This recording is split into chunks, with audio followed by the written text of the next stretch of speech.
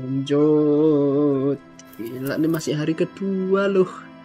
Udah intens banget deh.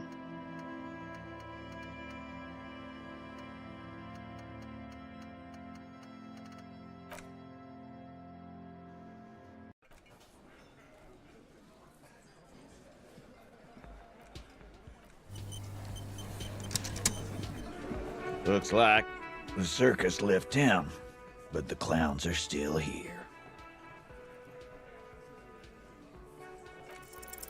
Establish authority. Nope.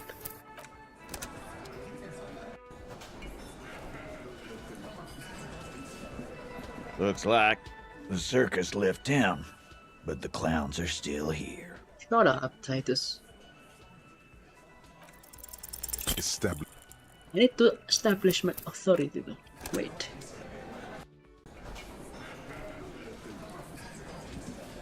Looks like the circus left town, but the but the clowns are still here. Wait a moment. Dang. Establish authority. Stop. Oh.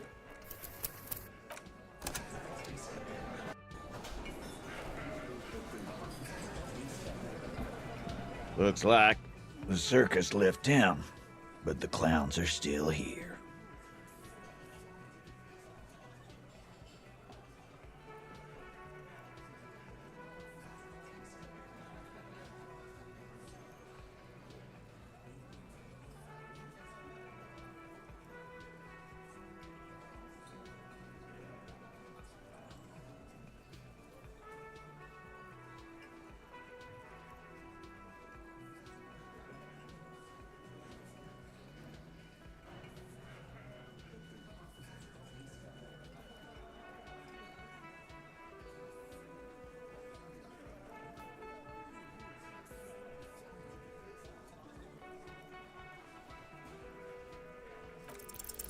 Establish. Oh.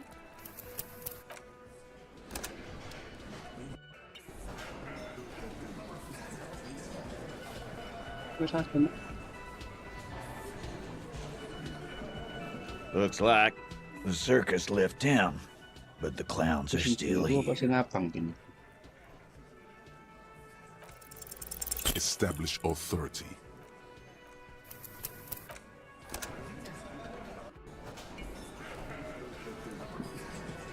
Looks like the circus left town, but the clowns are still here. As you look around this room full of sweaty men, swearing, drinking, spitting out tobacco, does this look familiar? You believe the place was called Precinct 41. It was also filled with, almost exclusively, men, sitting on desks, talking shit and wasting time. Huh? You got a problem with beer now? Not quite there yet. Push on.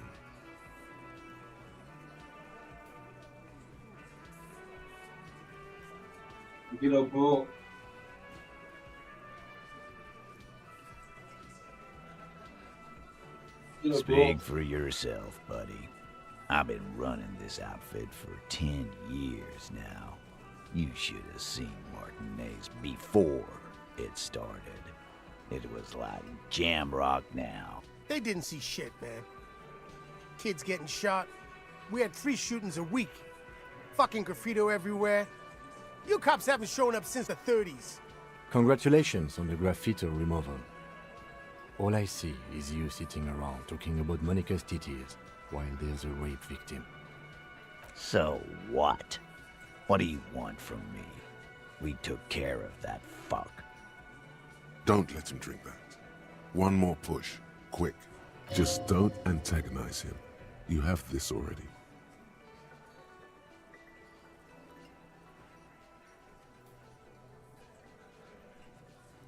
Titus? She stops mid-sentence. That's it. You got him. He's going to give it up, but on his terms. You want to talk to her, cop? Fine. I'm gonna let you talk to her, but you treat her with respect. If you don't, if you question her, harass her, A freight train of pain, buddy. What is her name? Alright. Glacia, I'm on due. She's staying here at the Whirling in Rags, a real pretty one. Silvery jumpsuit. Yang awal-awal That's itu, I'm on due with yang an O. nudut. Tapi di awal dia udah klarifikasi bahwa I didn't do it. Enggak mau. Shit. The girl upstairs? That can't be her. Remember what you said to her? You told her you want to have.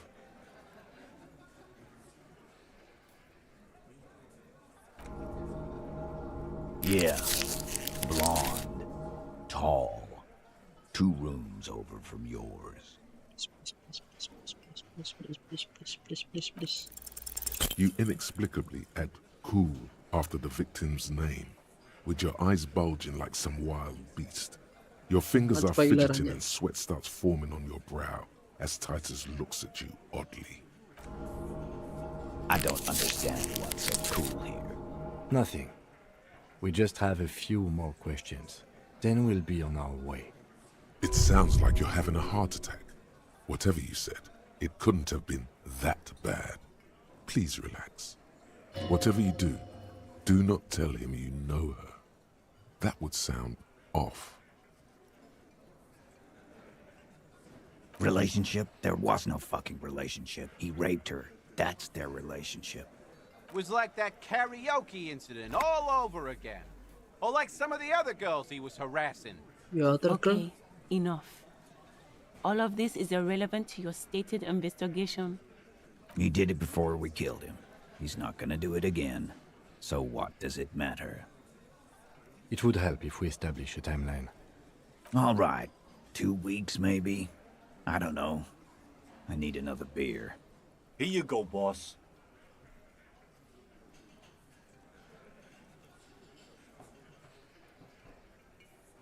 Remember what I said. Freight train of pain. Thanks, Titus.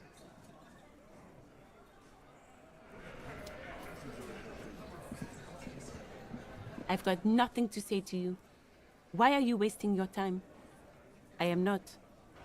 You could be Liz. You could be anything. You could even be a model. Even a mod? Glenn, I went to law school. I am an attorney. I think Glenn liked you. Officer, what was that? Yes. Yes. The victim? Is there something I should know before we talk to her? Okay, that's manageable. Met her. Understood.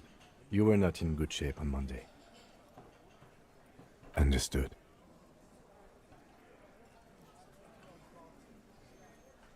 It is. This would have been good to know before. Anything else? We'll be alright, officer. This is nothing. You feel fortified by his assurance. It's going to be all right. Thanks. I guess.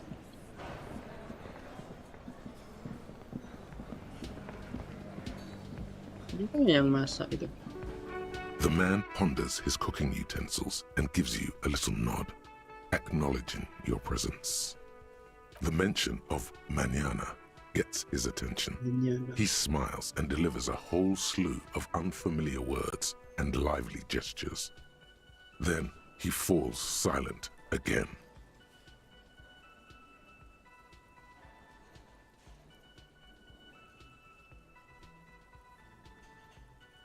They're friends. The man says a couple of sentences in that strange language of his and then seems to wait for you to speak. Boss need more vodka? Okay, so it's vodka that keeps the men happy and in good spirits. Clever move by the Union. Of course, vodka. What? Now that makes a very, very special borscht indeed. Turn it up and then ask for some yourself. Turning it up seems like a dangerous idea, honestly. The place is a powder keg. The cook gives you a long, disappointed look, then turns the stove off and seems to wait for you to speak. So vodka lo. Maem ya maem, minum. Nggak dicampur-campur. Can I help you? Nggak punya cukup, duit gak cukup aja.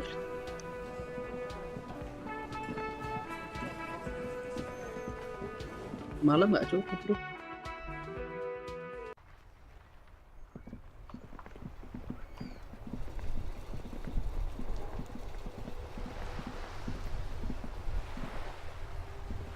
I like playing in the dark.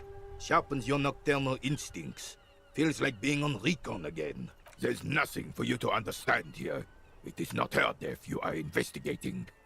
Revachol Fair of 91 in the Thorberg district. A parade was held to honor Guillaume Le Lion's name day, and the Carabineers marched in the place of honor. This was the happiest day of my life.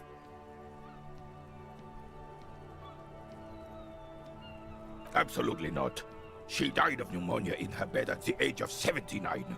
This is highly usual. I was 22 when I returned from King Guillaume's Akira operation in the south and found my sweetheart in the arms of this wretch. I won her back, but while I was dealing with some issues. You were like a dark cloud sucking the joy out of every living thing around you. And you hurt her. Dark cloud. That sounds unpleasantly familiar. Gila, ini seperti MC kisah ya. Those days and memories are gone. The old soldier says nothing, but when his glance quickly runs over Gaston's face, there's an odd look in his eyes.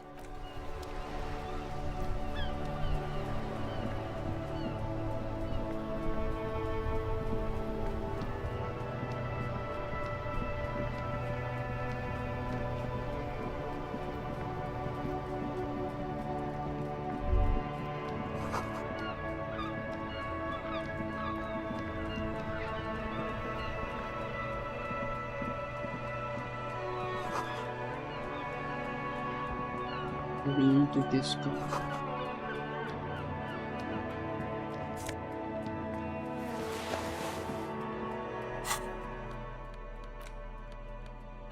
Ini dia itu nambah composure.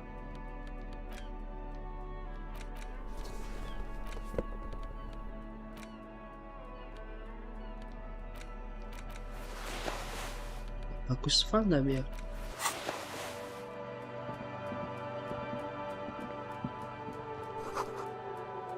Water lockdown until Wednesday. A crumpled billboard reading, Samaran butter soaks in the canal. Two ugly lines mar the bright countenance of the blonde boy depicted. The sign billboard has fallen on the waterlock, keeping it open, and thus out of order. Whatever it is, the boy on the billboard seems very happy about it.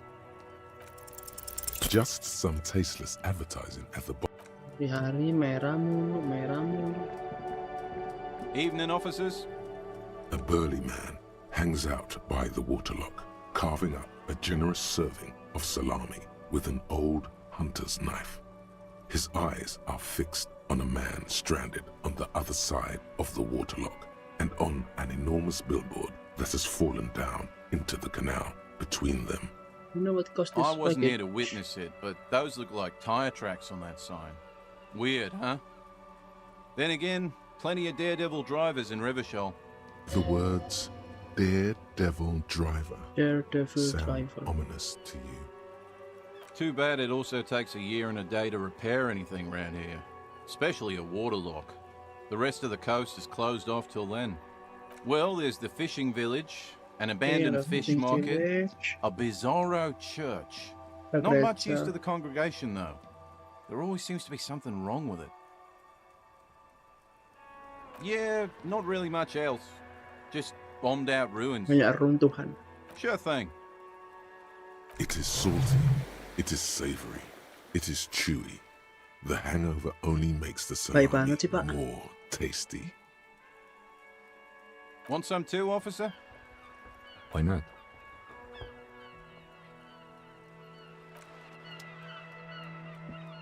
A couple of indicator lights are missing from this control panel.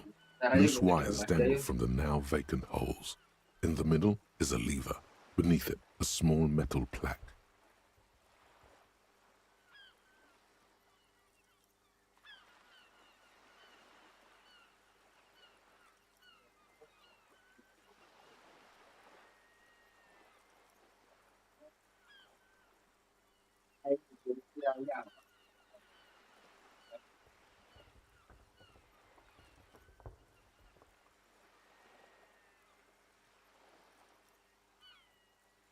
This panel usually closes the waterlock, turning it into a bridge that lets you cross the canal.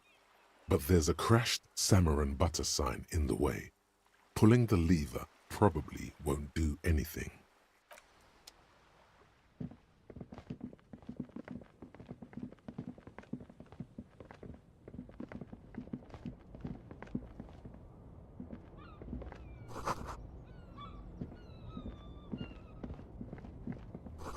Itu. Oh. Uap.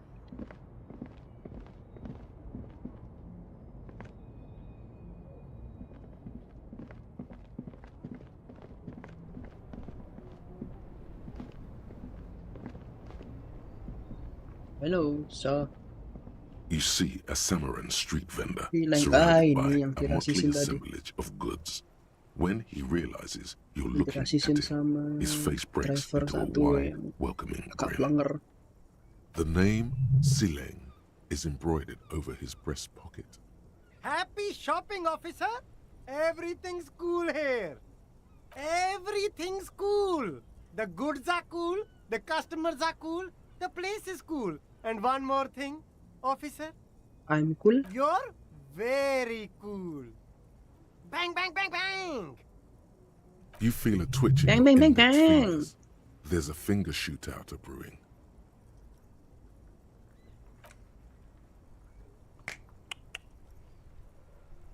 Don't shoot, officer. Have we got an arrest here or just a shakedown? Good one, officer. You're a funny guy. Now, what can I do for you? He does not need your money. Please disregard that. We're just here to ask some questions. Of course. Fire away.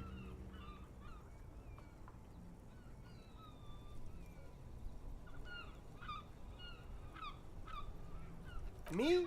It's a boring story, officer. Who cares about the past? I'm all business now. All Revachol. Very sharp, officer. I'm Serais from the Sigai province of the Serais Empire. The apricot suzerainty, you know? The apricot suzerainty is what the Sigai archipelago is commonly known as in Revachol. It's a bit of a fraught term, I'm sure you understand. No, apricots come from Sigai. My grandma used to grow them. But Sigai is a shithole. That's why I came to Revachol. Here's much better for an independent entrepreneur. Less laws. Speaking of, why not support an independent local entrepreneur? I send half my profits back to my grandma in Sigai. Drugs? I don't go in for that, officer. Drugs ruin lives. Unless you're into drugs, of course. In which case, drugs are excellent. Mwah! Tasty, tasty drugs. So, we're looking for a lorry driver who's transporting drugs out of the harbor. He or she isn't this traffic jam. That's so cool. You investigating the local drug trade like some cool narc? But I am not a lorry driver. I am just a street vendor. I don't know anything about that. But you are a lorryman. Not the driver is identified you and your lorry. Who said that? It's the fat The racist, fat right? racist, of course. I bet it's him. Of course, he I'm has sorry. an agenda against me. Yeah, because yeah, I'm yeah. an immigrant who works harder than he does. I He's a understand. hater. Yeah, I So understand. you admit you're a lorry driver? No, I just said I work harder, and he's an asshole. I'm realizing he can't get out of it. Smart man. Okay, maybe I'm a lorry driver too. A little. But that's not the most important thing about me. That's my day job. This is my dream. No, I just forgot. It's such a small part of my life. It's in the rear view mirror now. I'm climbing out of that hole. With ingenuity. So what do you know about the truck operation? Nothing. I told you. I'm not a dumb guy. I don't get involved with that crowd. And what crowd is that? Crowd. You know, the drug crowd. No use. He's not telling us. He's too afraid. We need to take him to my station and ask him there. After we've called his boss. Okay, look. There's bad people doing bad things here. That's all I know. Please don't get me into this mess. I spent 15 years working my way up. Here we go. So, There's a tiny bit of truth on the table. Zoom in on it. It's a she, okay? The other drivers call her the lady driver. You're better off staying away from her. The way they talk about her, she's no lady. Interesting. Could this driver be connected to the Hardy Boys? I don't know. Maybe. If she is, I haven't gone near her. I don't get involved. I told you. It could be. She was strange. I don't know. I'm not local. I don't know anything about that. All of them. I don't know. I told you all I know. Are we cool now? I really want us to be cool now. Who exactly is talking about this lady driver of yours? The racist or the other one with the tattoos? All of them. Even the ones who've left. I don't hang out with them. I don't remember who has tattoos. All right. I scored. Let's cap this off with a purchase. You can walk away from here with funky sunglasses, detectives. Both of you. You deserve it.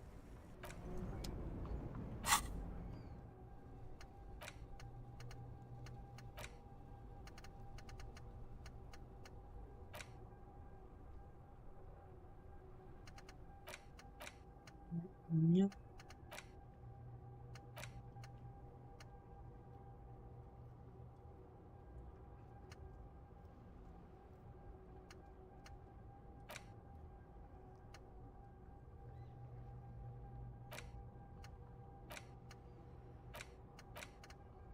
Ini deh.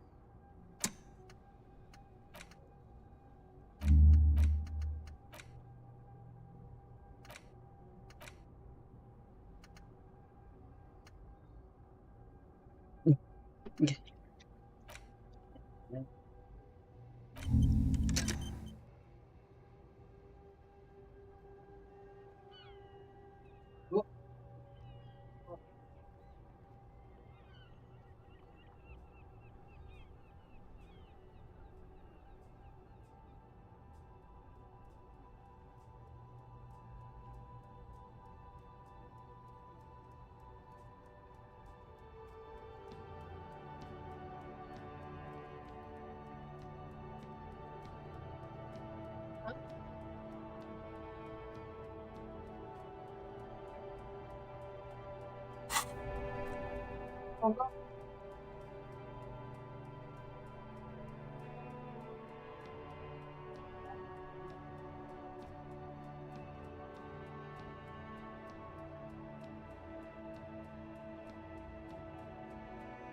Nggak liatin nanti aja.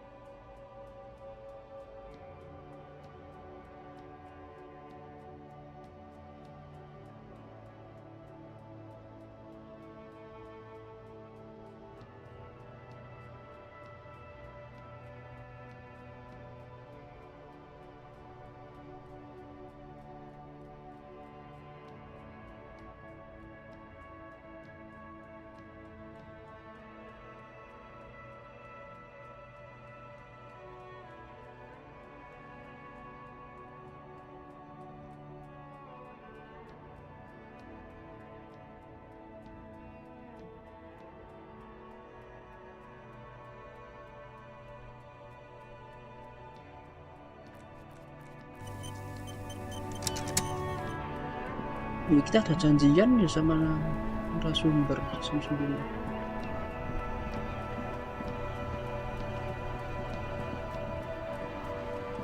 Inside, you see a set of steering levers, a radio microphone, a pull-out toolbox, and the soft glow as you tap on the... No, that's enough fun with the foldable headlights. I know.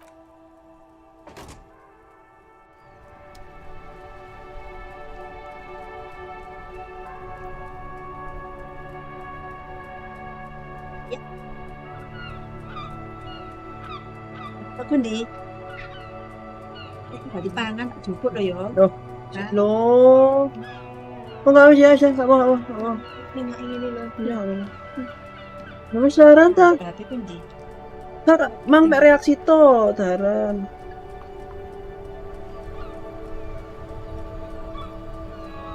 Cek wali.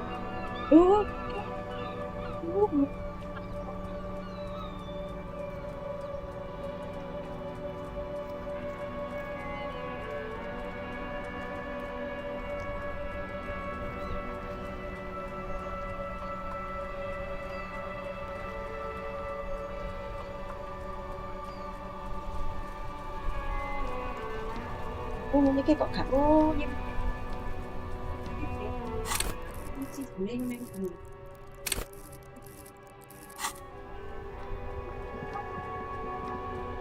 Ya, apa ya?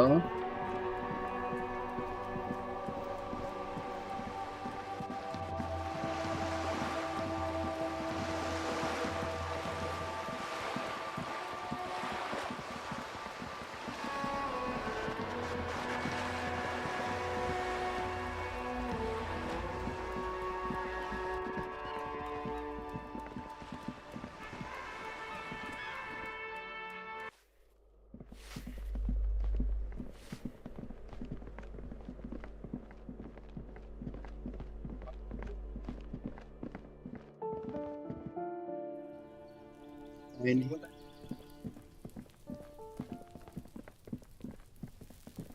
Gendarmerie, you found me. His slender figure is backlit by city lights, its distant streets and motorways flashing like diamonds. Beautiful. Yeah, thanks loh kuncinya, by the way. So tell me, are you here to make things right again?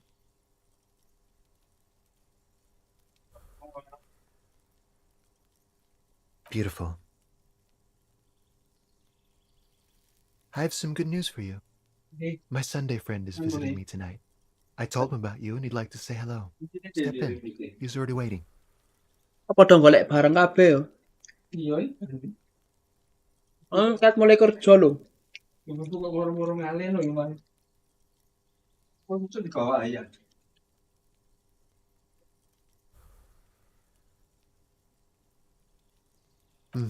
That's why I chose this place.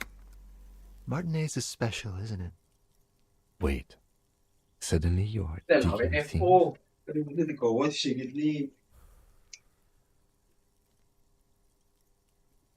Who's your friends, by the way? Trust me, you do.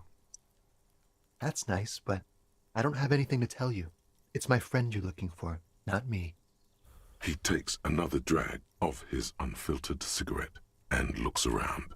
It's getting dark and the neighboring windows have lit up one by one. Downstairs, a cat crosses the yard, disappearing into the bush. Besides, I've got to run. He's going to leave you alone again. That's sad. Something tells you you're never going to talk to an individual this cool or mysterious ever again. Just look at it. It's a beautiful night. Who's going to stay in on a night like this? Something flutters in the corner of the lieutenant's mouth as you're saying those words. We'll talk. Just not tonight. Take care, all right? What the fuck is going on? And he's gone again. Looks like it's becoming a theme for him. Different, of course. Something so mysterious about the way he talks. Very. He's barely holding it together. It's all he can do to keep from Bangsat bursting lompat out in nguyuan. laughter. Come on, detective, let's go. We've got a potential witness to interview. Sunday His friend. Oh, yeah. Sunday friend, remember?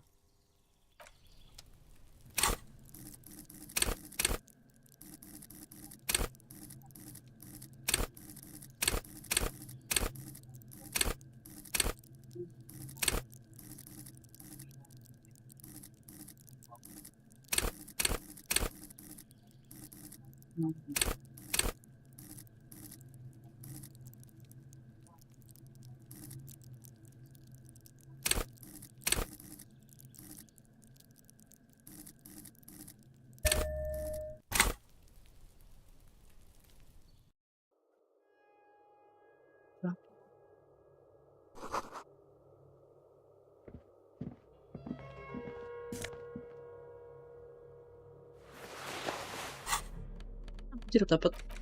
Wah.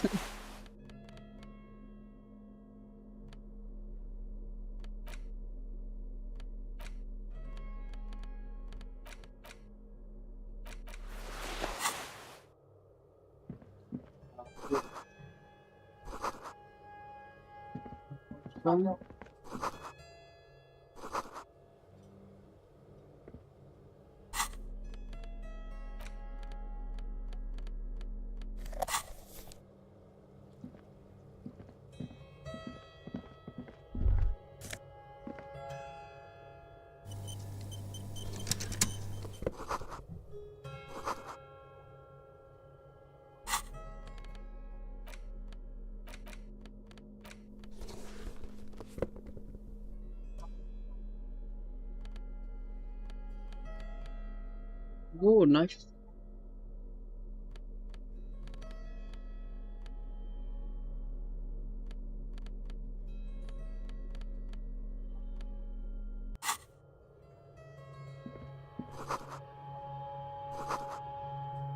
You have acquired the hat.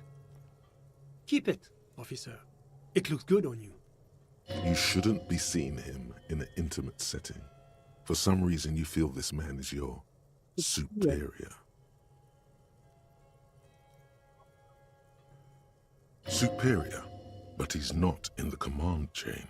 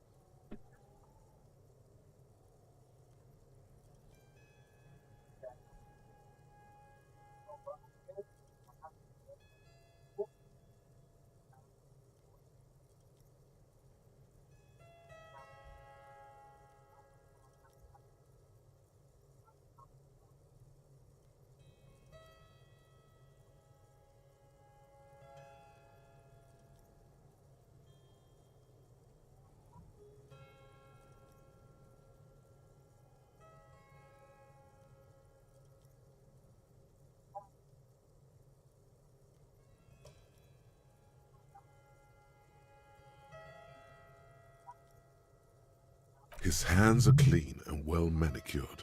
This is a man who knows the importance of appearances. My name is Charles Vildrouin, and I am an official with the coalition government. I work for the Institute of Price Stabilité on assignment from Sur-la-Clé. I heard you talking to my friend outside. Very good. Super. I am here to assist you in any way possible. Ask me about the hanging. Hanging? What a drag. He seems like a cultured gentleman. You should ask him about the finer things. Oh yes, my friend has a great eye for these things. He refuses to tell me where it came from. It's a mystery. I believe they call this type of frame industrial. It's very comfy. That's really all I can tell you about it. The lieutenant takes out his notebook and nods to you to proceed. The coalition is only looking out for the price stability. Inflation is a killer, like a heart disease blocking the normal circulation of the economy. It must be controlled. The economy impacts the entire international community, which is why it requires international oversight. Yes, as I said before, I am a commissioner from Sur-la-Clé working for the Institute of Price Stabilité. This is one of the main projects of the Moral Inter. It is the most important thing. It's the central goal of any sound monetary policy. Maintaining the price stability is essential to maintaining high levels of economic activity, which is essential for maintaining high levels of employment, which is essential for maintaining the social stability. Basically, it makes sure the price of bread doesn't change. Précisément. Too much inflation, bread becomes too expensive. Too much deflation, it becomes too cheap for bakers to produce. That's why the Institute of Price Stability works to keep inflation just below 2%. But not too far below, no. Too below is also bad. Below, but close to 2%. The Coalition believes in the importance of informing the public about the benefits of the price stability. Transparency is one of our principles. Would you like an informational pamphlet?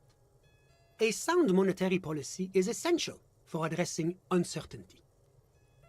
Stability is the raison d'être of the moral intern. It's the reason why I identify as a moralist. But oh, I don't have my leaflets on me today. That's too bad. You can always call our information line. Making information available is part of the moral intern's commitment to transparency.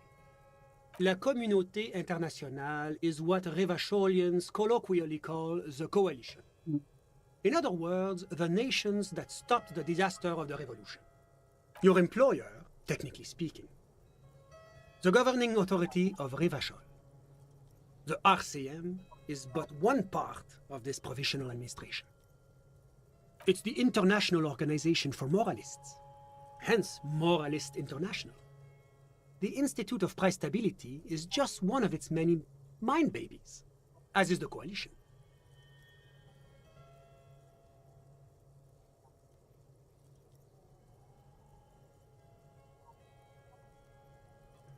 There are more nefarious powers to work for than the moral intern. But of course. Well, do you value freedom? Do you believe in a normal, stable world governed by democratic values? Me?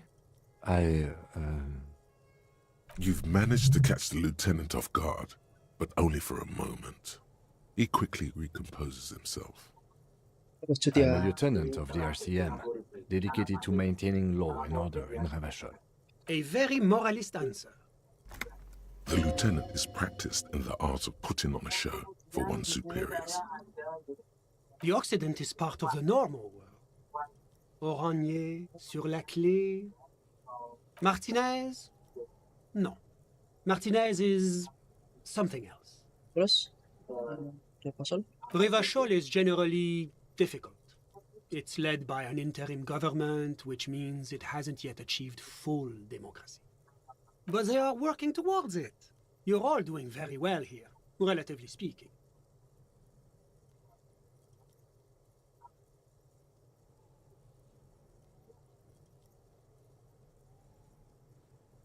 Is this option D usually the most reasonable answer? Not boring, my friend. Responsible. Moralism is all about compromise and achieving the achievable.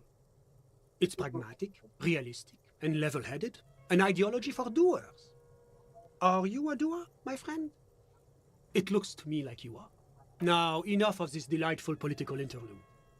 Was there anything else you wanted to ask? What's there to say? Sur-la-Clé is a modern, urbanized country that measures very high on the Human Development and Freedom Index. Mostly, though, it's known as the executive heart of EPIS.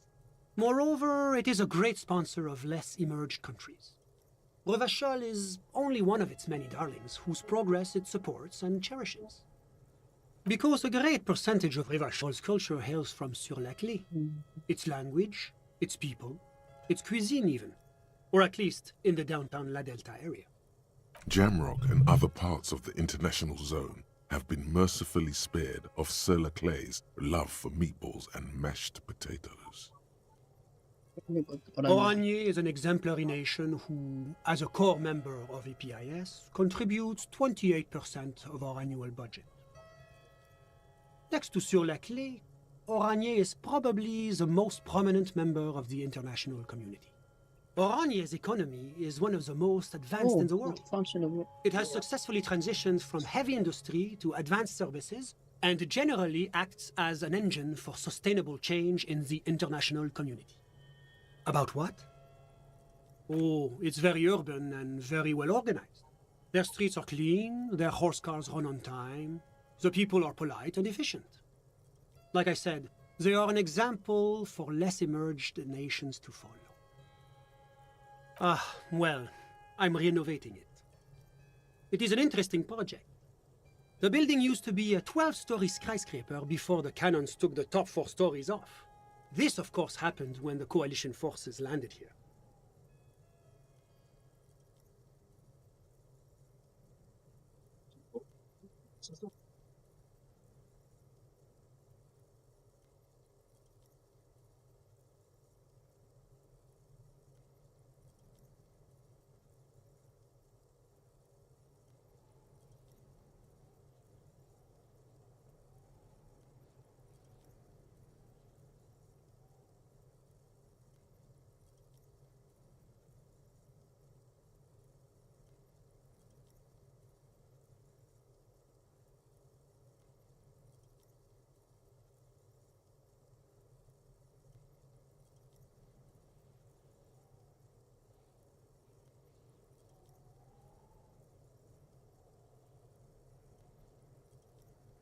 You could say I'm undoing some of the material damage the international community caused when we arrived here.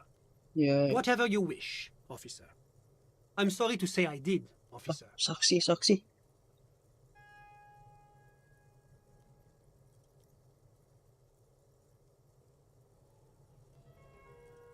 Officer, it's very difficult to describe what I saw that night. It was so surreal to me, like in a play. What do you mean, like in a play? It was just so strange. I could barely comprehend what was happening. I was on the balcony when it happened, getting some fresh air. I remember that first they came in, carrying what looked like a body. And then I saw all the surrounding windows go dead, one by one. That's when I understood. I should not be seeing this. Dapat support sewarga.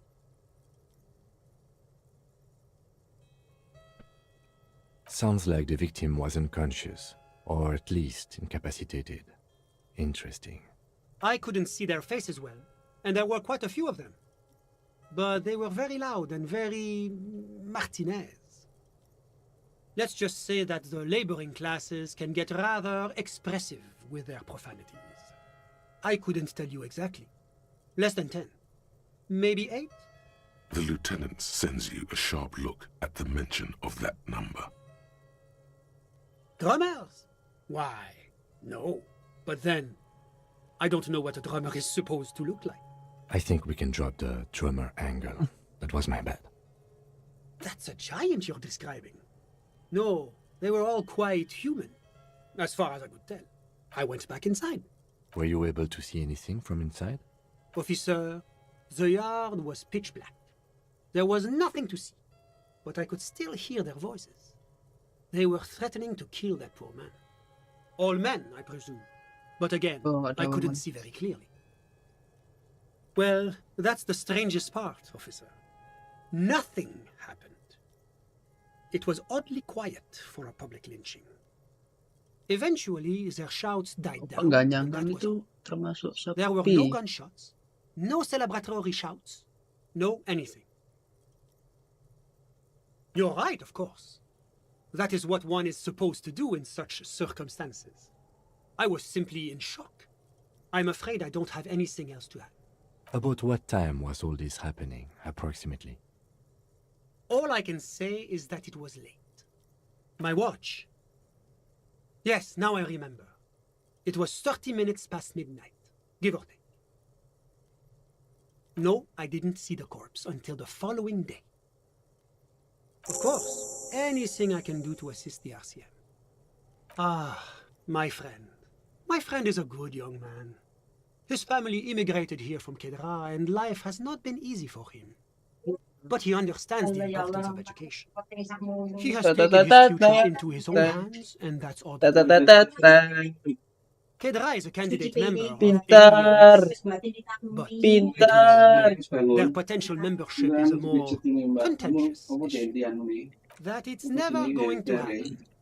They entered negotiations in 21, and it's been pending ever since. It's warm. It's also known for its mandarin trees and dust storms from Supramundi. Kedra's an emerging market, but it still has a long way to go. Maybe that's why my friend's menage decided to emigrate. How did any of us become friends? Bad things happening on the Insulindian Isola? Oil platforms ablaze in the night? Civil wars lasting for years? Finally, the international community is forced to step in. Au contraire, it's how millions of people end up where they are, meeting the people they meet. It's how I came here, and my friend too. Sorry, who? But I told you, officer, he's a bright young man here to pursue his education. Education is the foundation of our future, especially the arts. It is a cornerstone of our civilization. Officer, you have to understand. I can't give you his personal information. I'm sure you have your own methods and databases, right? Please don't put me in this situation.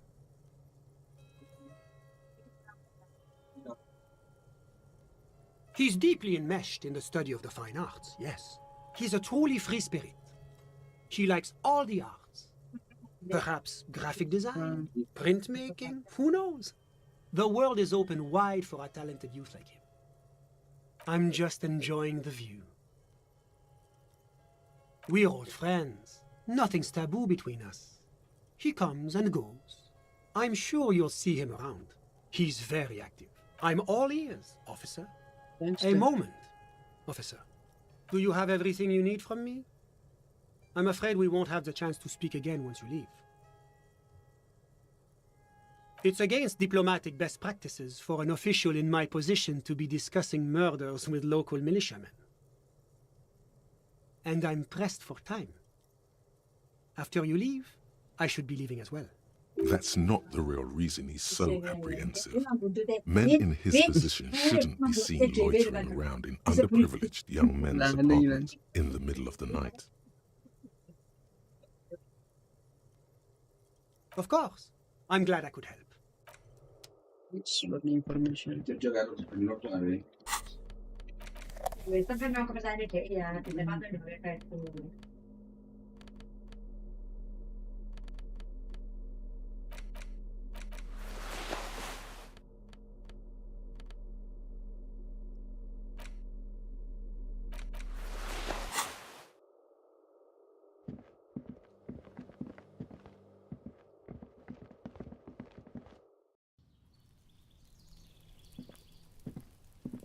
Terus misi selanjutnya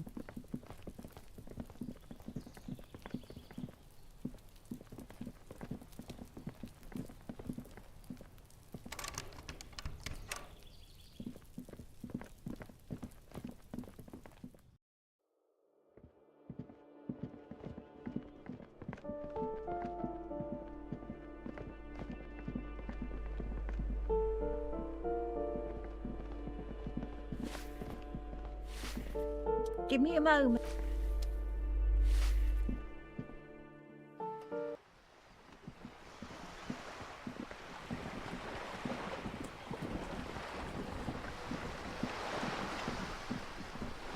You're back. Good. What can I help you with? That's the man who was killed. I'm afraid this is a discussion for once we've cleared the lynching question. Better not tie the fourth day to the bat's day on this. I hope there is something else I can help you with.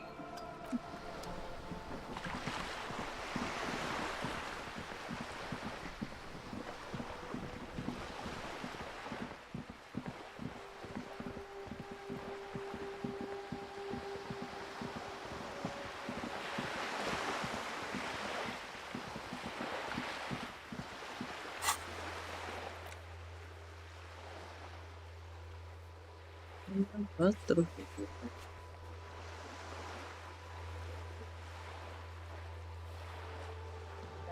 Kaki ini aja.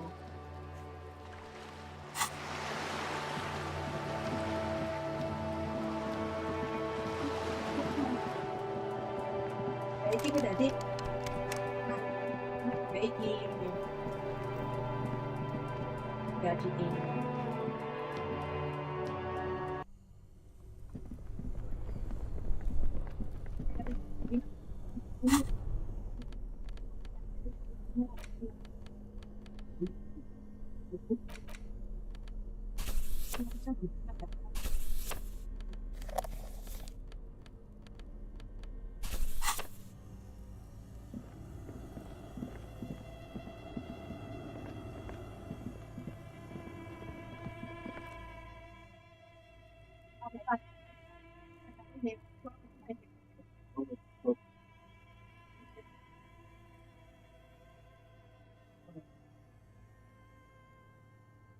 Ci, oh dikataanmu umroh. Ya Tuhan, urusan haji, nono singkatannya sedikit.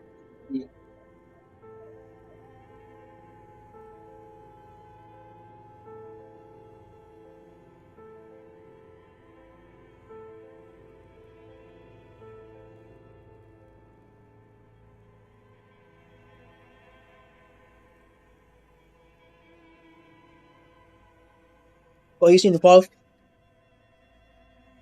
Yang terlibat.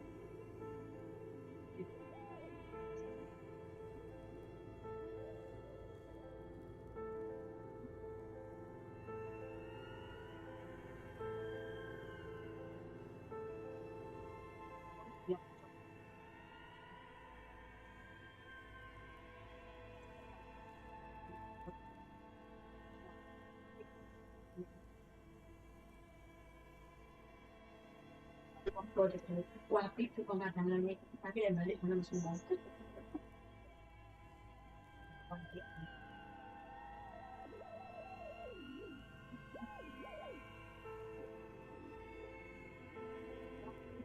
Iya, ini tuh tapi bang.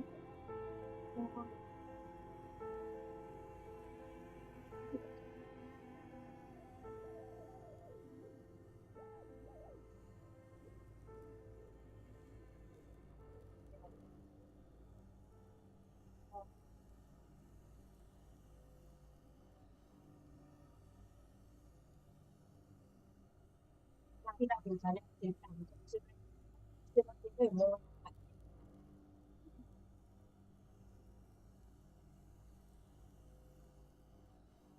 Tony tidur sana tetap di atas. Eh, di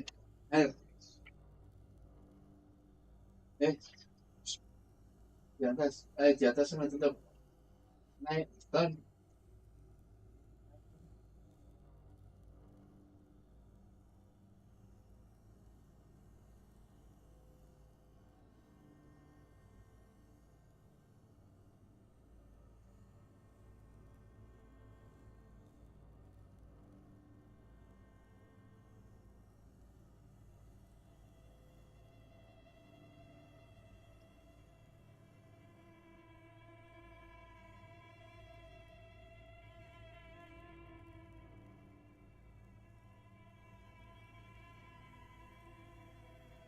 Kita cari non. bisa jadi dari sini. Untuk simulasi itu ya. Sini. Jadi kita sempat.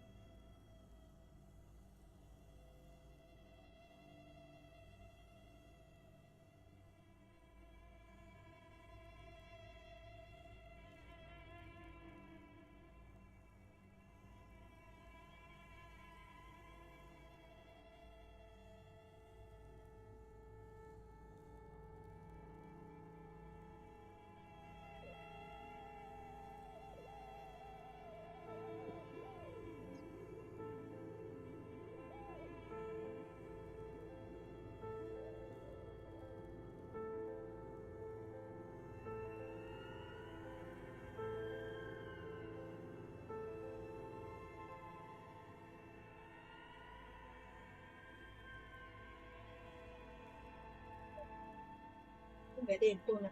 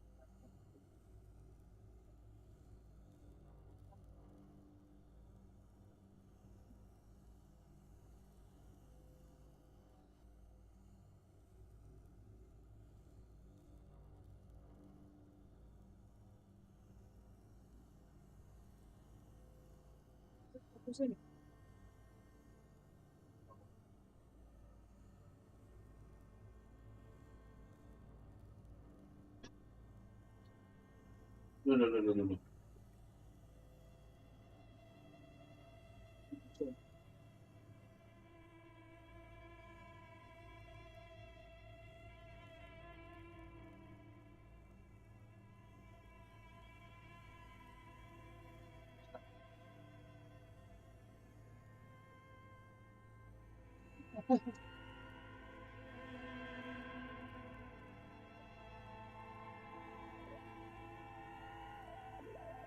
Sedih. Con lẽ ngộ mà bạn thì nhà tôi là đang gặp rồi thì giờ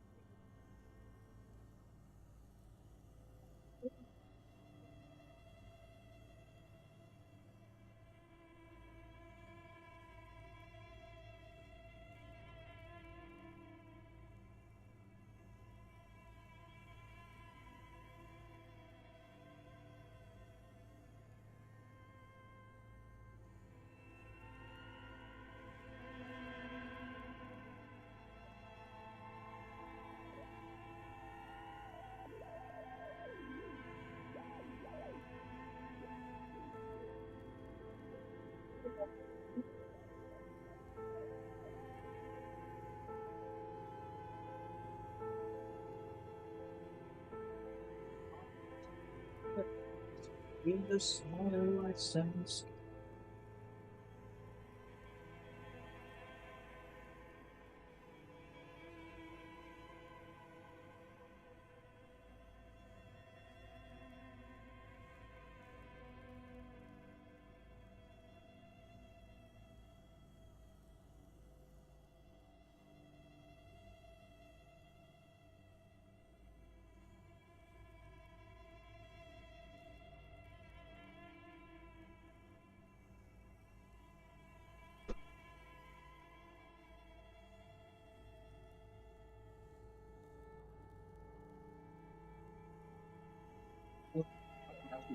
Eh.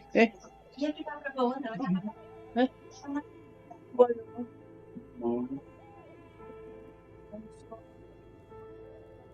Ya. Nghỉ ngơi mà.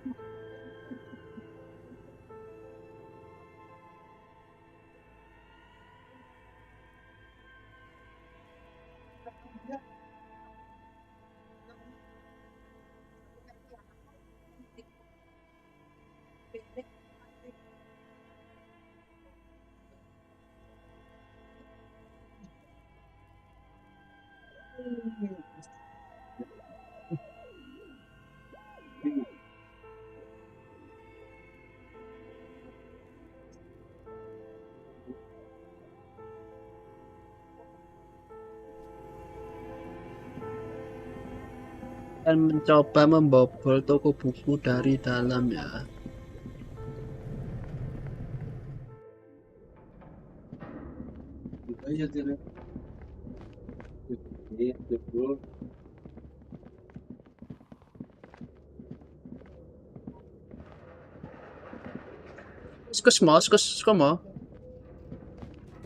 Excuse me.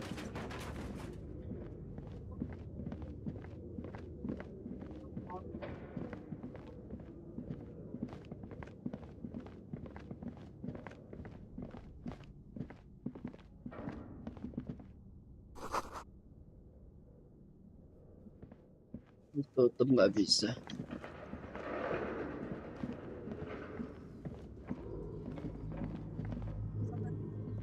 Loh iso lho kuku iso. Air liur iso. Jari iso. Looks like someone tried to reconceptualize their business here. Look, the skis and rotorblades both bear the same slipstream logo. It seems likely that they started out making one, failed to turn a profit, and then pivoted to producing the other. That's a good question. Reality is ruthless. Kali-kali pivot tapi gagal bisnisnya. Tiles on the cube are still the speaker. Good evening. Please repeat. Thank you. Tiles on the cube.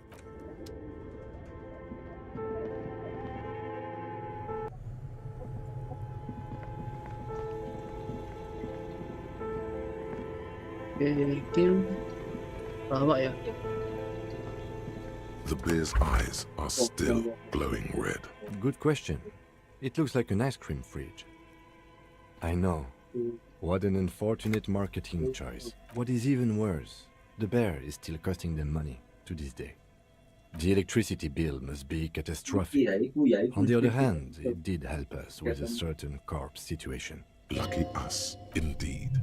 Refrigerated meat is much better for coroner's work.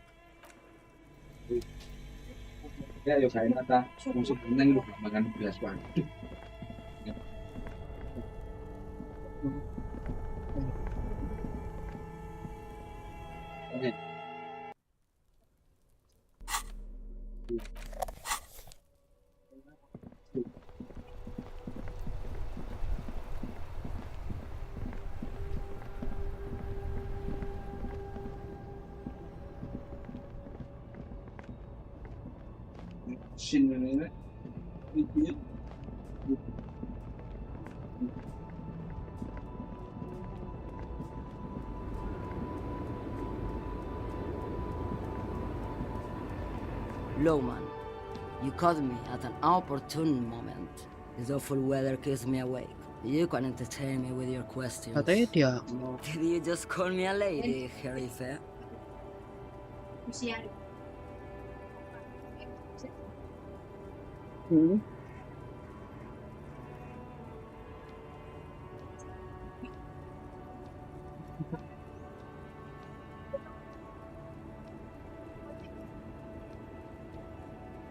kenyamanan.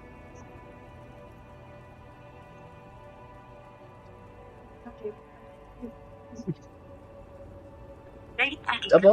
CCCC di Singapura.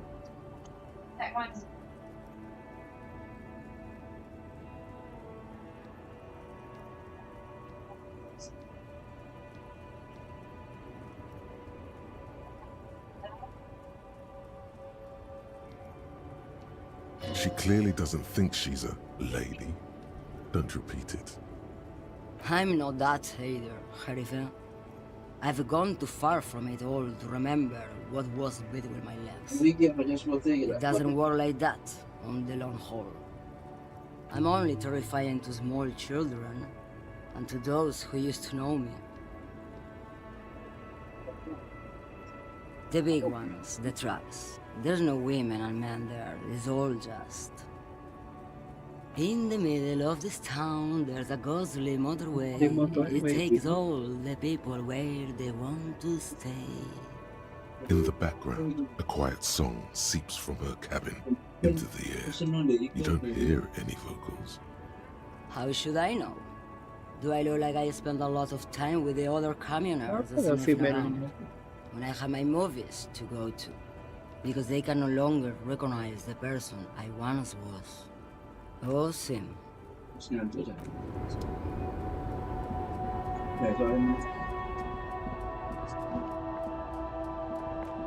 Bisa Asmani ya, retorik.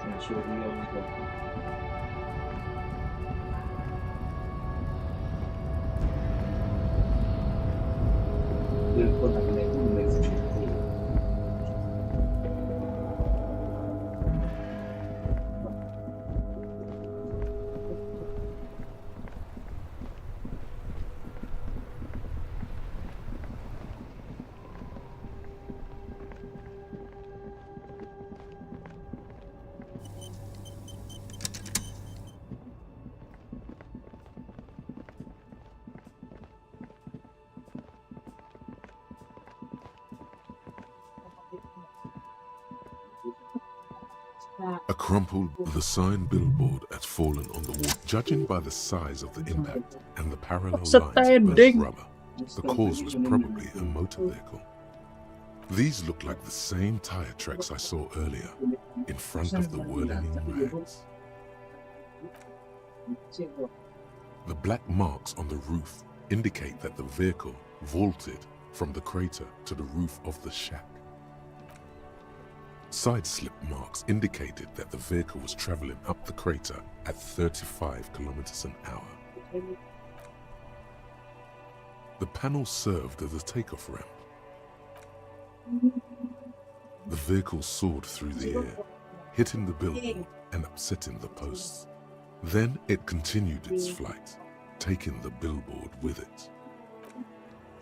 The sign broke the vehicle's fall into the canal. The salmon butter billboard still looks freshly painted, suggesting it took the plunge recently, within the past 72 hours. Still speeding, the vehicle made a loop and vanished into the fog along the coast. There are two good candidates, the Caprice 40 and the Linear G22. It's about the right size, and the tire marks look like they came from the skinny tires frequently found on that motor carriage. Very sturdy but light motor carriage. More likely than most to survive that jump. You'd have to follow the tracks to be sure. The lieutenant looks on, waiting for you to wrap up your analysis. Any theories about what happened here? What kind of car do you think it was? That's quite likely, from what I can tell. Oh.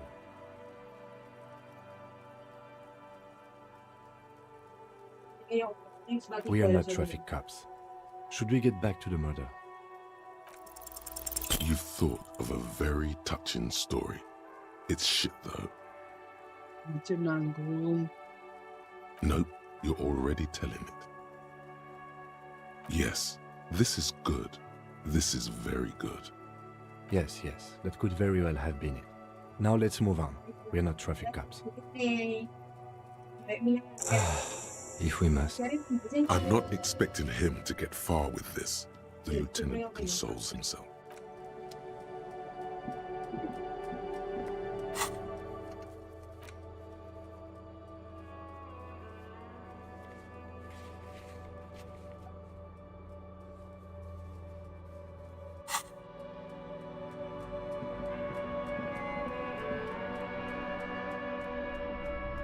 Oh, antik.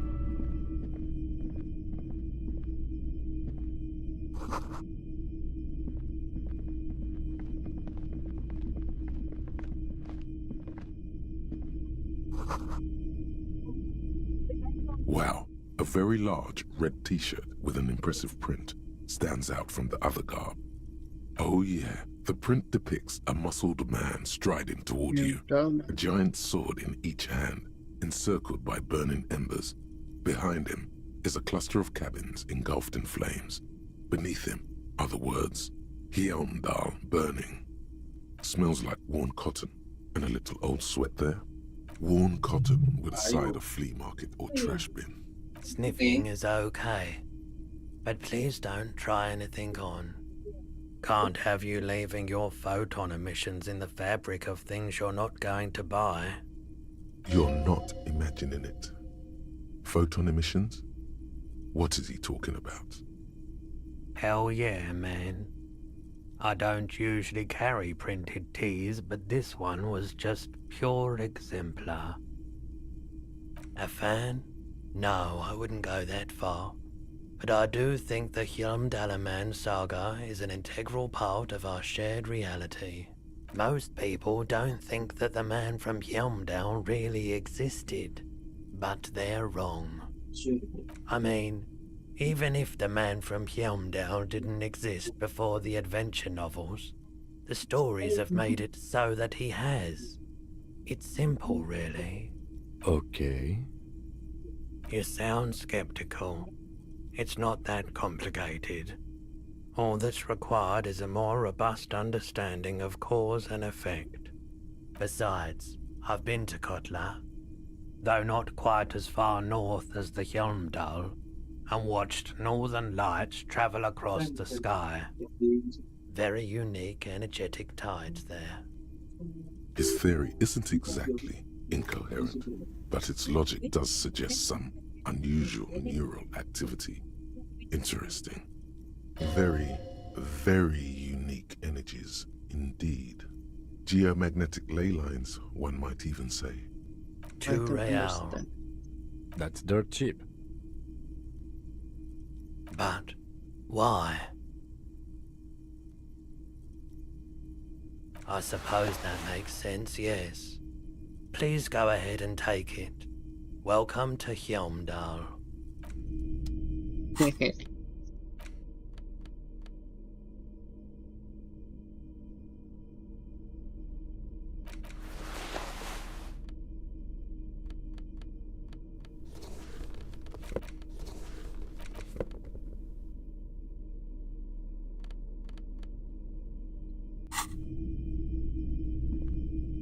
A typical Martinez streetlight sits among assorted floor and table lamps. The light pole has been carefully cut, and the wiring has been redone and attached to a standard indoor plug. The light buzzes faintly, but persistently. This would make quite a statement in your living room. Yes, officer. As you see, it's in perfect working order. His manner is casual, but his speech is careful, measured. He wants you to know that he has nothing to hide. It was brought to me to be altered. We are not here to investigate the theft of city property. You have to admit it's rather clever what he's done with it. 700 real. A bargain, I dare say. Hey, I don't know where it came from, but it's not every day you get to buy and sell something so extraordinary. The boomboxes on the shelf look well-loved and well-traveled. Chipped, dented, they stare at you with the unblinking eyes of their tape reels. One especially catches your eye. Deep gold and amber plastic with a big old handle on top. A classic boombox that says Stereo 8 approved. This is you. Golden orange. A sunset suite. Just make sure it works before you buy it. Is the Harman Welsh W2. Made in Vespa. Designed in Seoul. Plays all reel-to-reel formats. 2mm, 8mm, 12mm. It's even got a little radio in there. It'll set you back 12 real. Absolutely. I've tested each one myself with recordings of speech. Found sounds and music from a variety of genres. Even though I don't really like music. If police work means playing tapes, sure. You can use it for that. Or any other time you'd need to play a tape.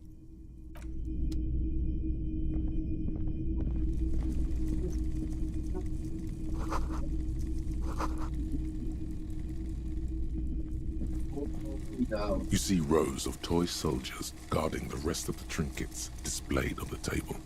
Some on horseback, others in rags, others yet in bright blue uniforms. All are stern and unyielding in their duty. Try to find something pretty and cool here, then use it to win her back. Big men on big horses, clad in lamella armor and carrying flintlocks, the kind that would mow down a line of enemy soldiers in the blink of an eye.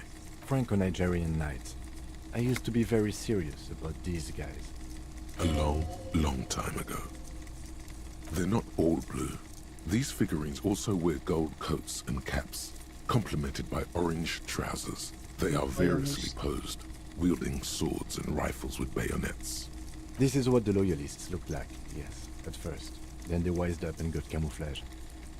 Which ones? Ah, those. Yes, they are.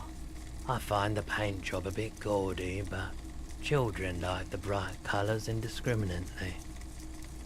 This set of soldiers isn't meant to look impressive. A few have rifles, but most of them carry pistols. Some even shovels and tall sticks. You're probably talking about the revolutionaries, yes? Yes, they are soldiers, revolutionary soldiers. I think their poverty has been exaggerated for effect. When you place them next to the royalists, it doesn't seem like they could possibly win. I don't like either set very much, to be honest. But there are many parents among my customers. Yes. Buy something nice. A figurine. Why? What's this? A headless man riding a horse? A headless man wearing futuristic tracksuit trousers that say found. Oh, that's the Headless Phone Rider. The Headless Phone Rider. It's an urban legend. About a man who rides the streets of Revachol sporting a fawn tracksuit. As you see, he's missing his head. 50 cents. Bargain price. I'll throw in the tiny cap too. I think he's looking for it, or something. That part of the story has many interpretations. He lost his cap when he lost his head. Perhaps he's looking for the head. Did I mention that this figurine is supposed to be lucky? Always carry it with you.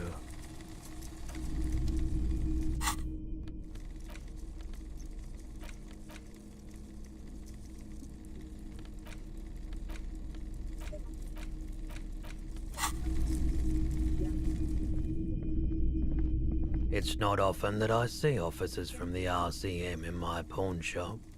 What can I do for you?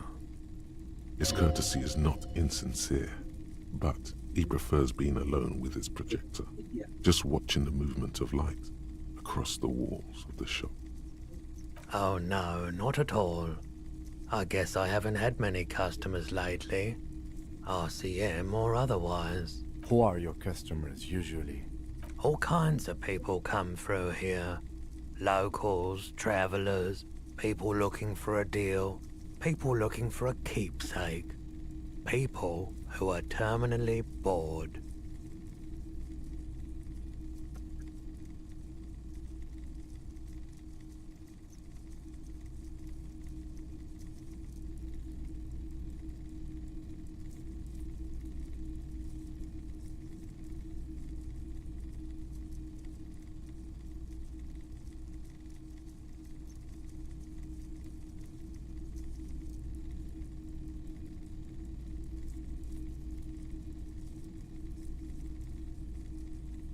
Mm-hmm.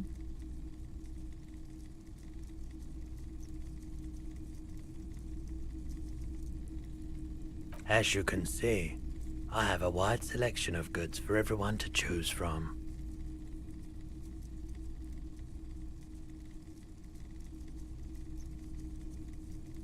It keeps me entertained. He's well composed, but underneath it you sense psychedelic processes bubbling. Some kind of drug, maybe.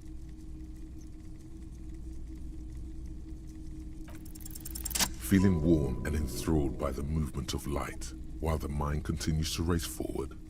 Lucky bastard. He's probably on Perolidon.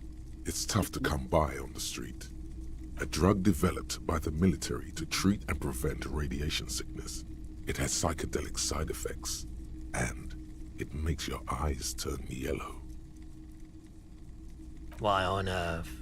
These are prescription. I can't really see without them. Those triangle patches on his vest, you have a feeling they mean something, like they're similar to the halogen rectangle on your jacket. I was with the Emergency Relief Brigade. You know, after the People's Pile disaster. Had to take Perolidon for radiation sickness. That's what you were hinting at just now, wasn't it? We were an all-volunteer force, self-organized, tried to help the fire brigades contain the spill. On the patch, gamma radiation lines crossed with a red drop of blood. I lived by the river since I was a small boy. The Esperance. Didn't have the art to let it all go to shit without trying to do something to help out. There wasn't much the volunteer force could do, however. We wasted years in the river mud. Years getting sick. A bad idea. Some poor leftist built a particle decay generator in hopes of bringing affordable electricity to underserved communities. It malfunctioned. Radioactive waste everywhere. Probably some of it in you too. There's a reason why everyone's tried to forget any of it ever happened. And why no one has tried to repair or replace the pile.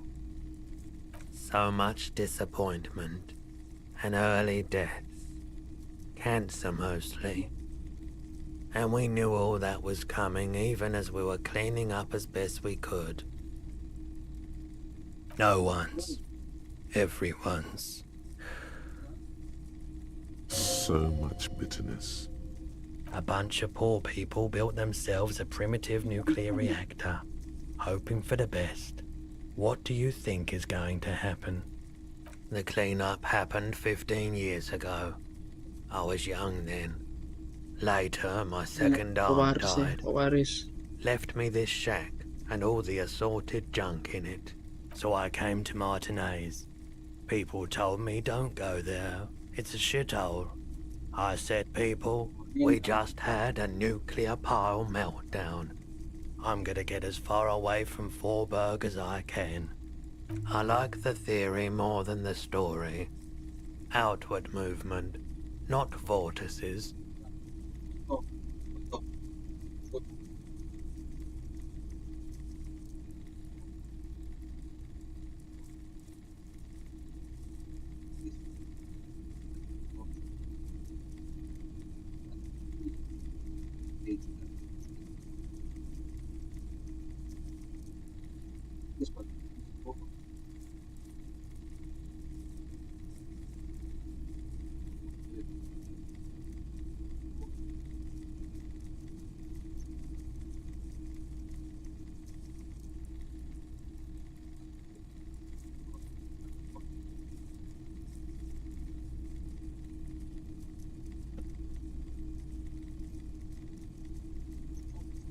Di air lah.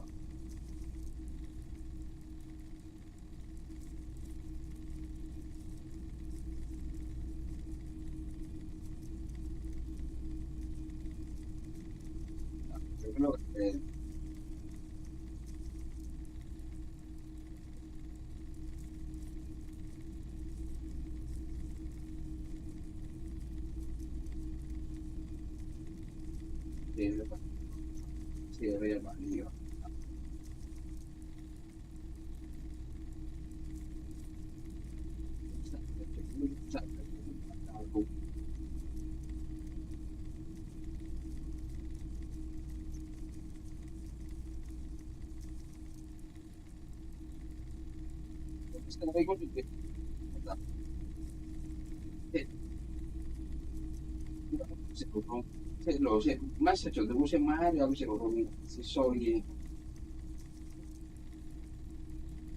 Usaha maksudnya enggak maksudnya ngene lho. Aku ora maksudnya mbakku bareng sik ono keramik iku lho. Keramike meledos kabeh ning dhuwur. Keramik dek ruang tamu iki lho, bongkar iku.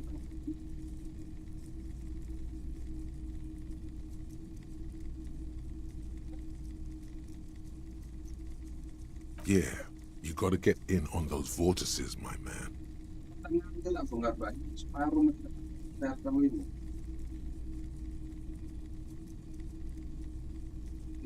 Someone else came here earlier today asking the same question.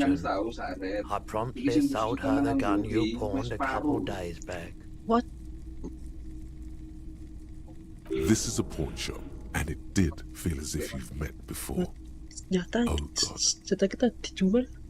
The lieutenant shifts from one foot to another, alert. She didn't seem like a policeman, although she kept referring to herself as a pig, which was odd. I found her interest in the gun a bit obsessive, but I was just happy to get rid of it, and of her. Truth be told, she was terrifying. Right, so let me get this right. You sold your sidearm, issued by the citizens' militia, and now a civilian is running around the streets of Martinez with it? You're right that she could cast aspersions on the force. We have to find her. Maybe. Shady-looking guys came in here yesterday, looking like they'd just taken off their Wild Pines overalls. They asked if I have a police weapon to sell. I told them I already sold it. They went their way. It was a trip, but you know, all sorts of people come here, asking for all sorts of things. Wait, then it might be true, Everard's claims. Maybe Claire really is tracking down your gun. My apologies, officer, but I have no idea where she was coming from or where she went. A needle in a haystack. There is nothing you can do about it right now. You'll just have to hope Everard wasn't lying, and the Union can track her down in time. You were adamant about getting rid of it, officer. Said you were undeserving of a service weapon of the Revachol Citizens Militia. And I don't like keeping guns around the shop for long. Off-the-charts photon emissions. The unhealthy kind. He's not telling you the whole story. It seems he's trying to spare you. You weren't quiet yourself, officer. You were very distraught. You said the gun was a threat to your life and that you can't trust yourself with it tonight. And that you need the money. When I said that I don't normally buy firearms, you put the gun barrel in your mouth and sort of sucked on it. Then I agreed to take it. Very normal behavior. You must have been in great shape.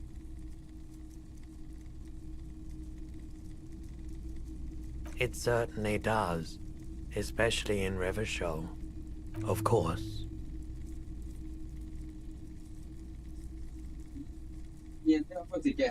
Traffic? I'm sorry, officer, but I don't drive. Now that I think about it, I do remember hearing a thunderous noise the other night. Some kind of powerful electric vortex hitting the shop and then moving on. That sure narrows down our list of suspects. He shakes his head, slowly. Let me have a look.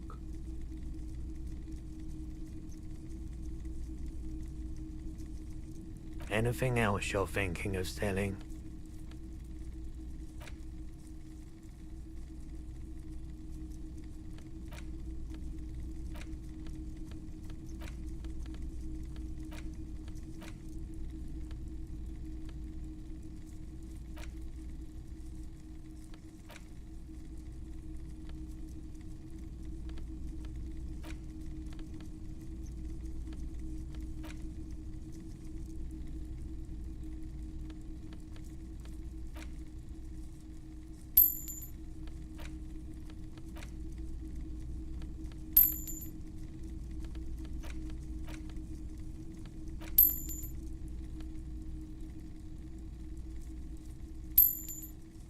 Buka kelas L.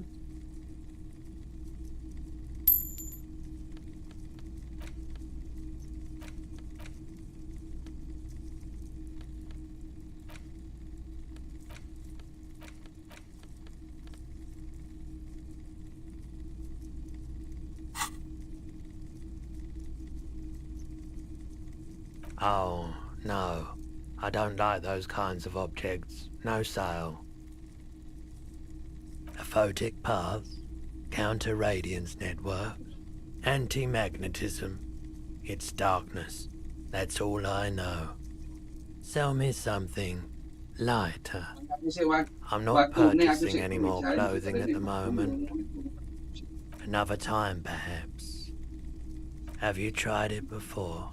The lieutenant steps away, pretending to admire some of the knickknacks on display. Looks like he doesn't want to get involved. Go ahead then, he thinks. As long as you can walk straight, I don't care. If you say so. Here you go, man.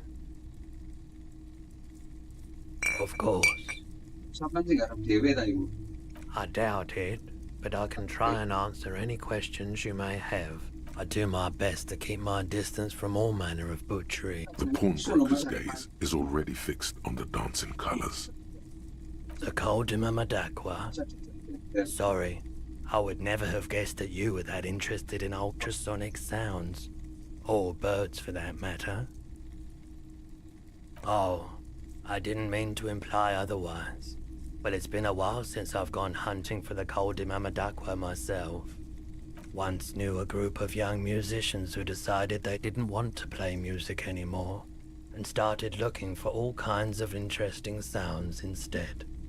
This was before, you know, lost touch with them after all of that. Cool or not, one of them was obsessed with recording the Madakwa, and he was one of those passionate people who know a lot about all kinds of strange things. So he got the rest of us to join in his search.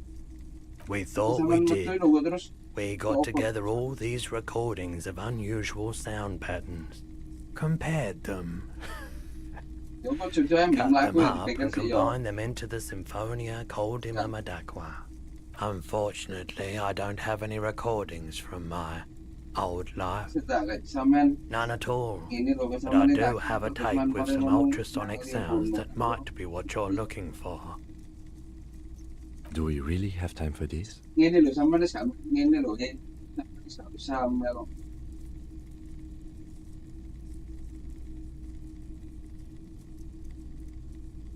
This recording comes from down the coast. Wasn't looking to record anything specific. Just left a recording device there one morning. Keep in mind, I have to slow this one down enough to make sounds well over 200 kilohertz audible to the human ear. It will be strange. As the hum grows louder, modulating but always unnaturally uncomfortably low, like it's coming not from the speakers, but also from inside your chest. Breathing is becoming difficult.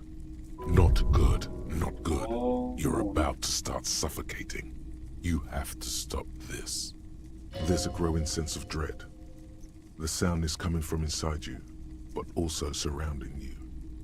It feels as though someone is standing just outside your range of vision and watching you, doing this to you. He nods to you, reassuringly, just as more diverse, higher-pitched sounds, some random, some appearing to form patterns, hit your eardrums. Seabirds most likely, gulls and such. And skewers. That's it. The signal in the noise. The thin whisper.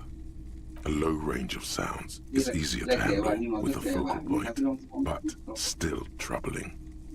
You are mesmerized by the sounds, but also feel nausea welling up as the motif continues, then begins to recede, dissolving in what must be the sound of water lapping at the bank. You know, now that I've listened to it on these new speakers, it's not the cold Mamadakwa. Wrong patterns, wrong photons. Probably some insect trying to sing higher than its predators can hear. Still, fascinating, aren't they? Early morning sounds. Indirect modes of taxation. Turns out, those Financial Oversight Committee gangsters stuffed millions of hard-earned dividends away in the last place anyone thought to look. The hearts and minds of everyday Rivasholians. You need to spread that deregulation gospel to the people. Tell them about that foreign affair tax. Preach that 98% gross burden. Preach it, preacher man. Set the brothers free. Taxes are racist.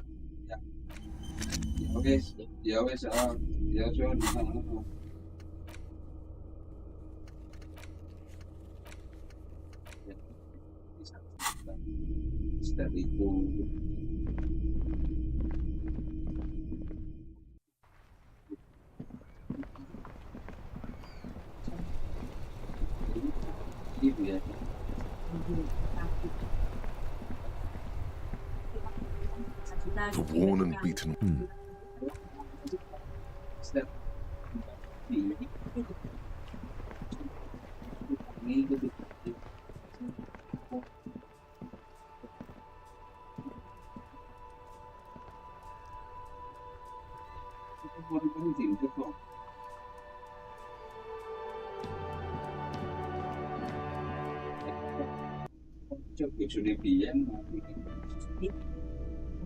Yang kita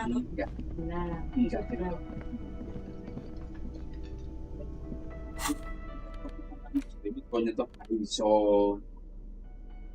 contohnya asane opo belanja di jika iku belum sih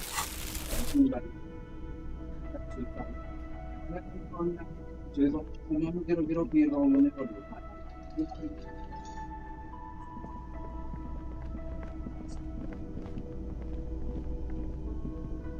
Can I help you? Got the 20 real? The breath catches in his chest. The light in his eyes snuffs out all at once. After a moment, he speaks. Do you have money tonight? Too bad. But you know what? You're in luck, because you don't have to ever pay me again. Perfectly serious. You don't have to pay me anything. You don't have to give me any money at all. If you want a room, yes, you'll need to pay me, but you don't have to just give me money. Giving me money for a room is your choice. You want a free place to sleep? Fine.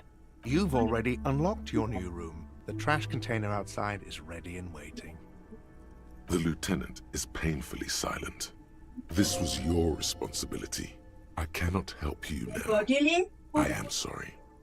The time is now. Hobocop life. Here we come. A new dimension of reality will open. A portal is this bed of waste. Sleep there and awaken elsewhere. It is not clear. All that is known is sleep in the trash and there is no coming back. Right, well, there you are. Now, was there anything else you wanted?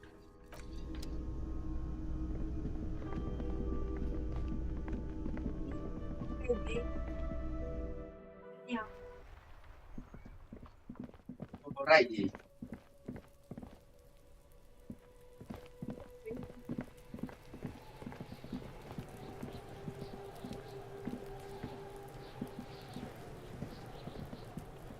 Fuck does Kuno care? Yeah, the kingdom of... Yeah, whatever. Kuno's... It's always Kuno, never I.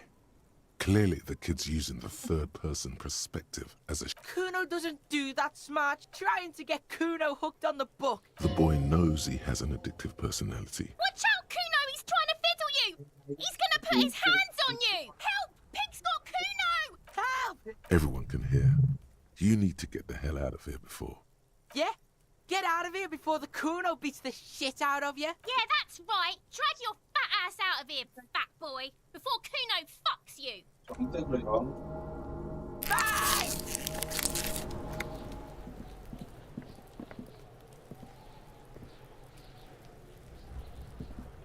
Kuno, the pig's getting pretty... Looks like it's time for me to go, Kuno. Pig, I'm going away for a long, long time, Kuno. What's going on there? Fuck are you trying to pull, pig? You don't want to fuck with me. I got my hands bloody. I'm not here, pig. You're not seeing this. You can still see the top of her head.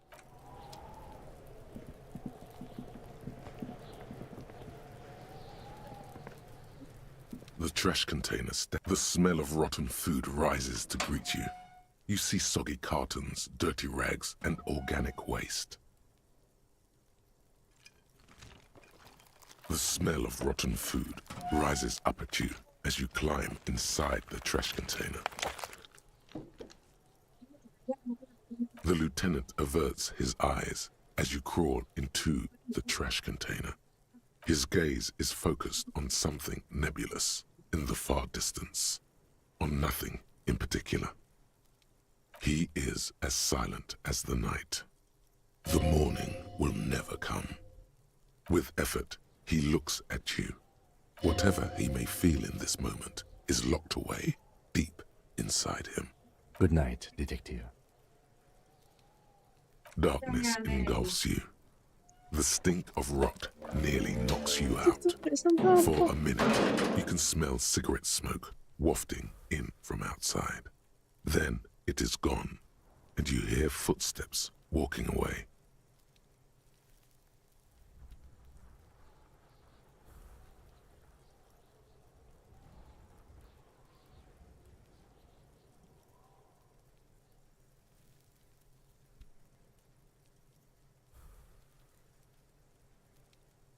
This is where you belong.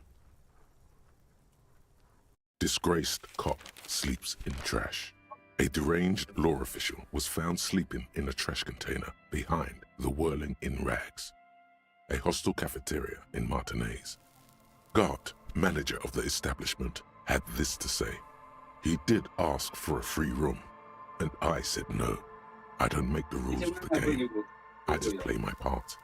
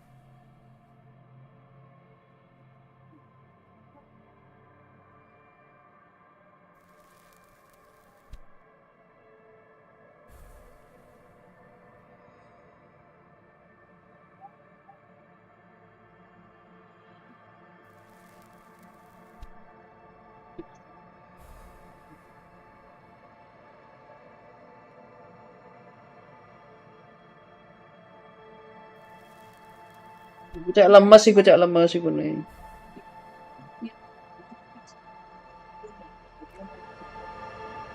Tik.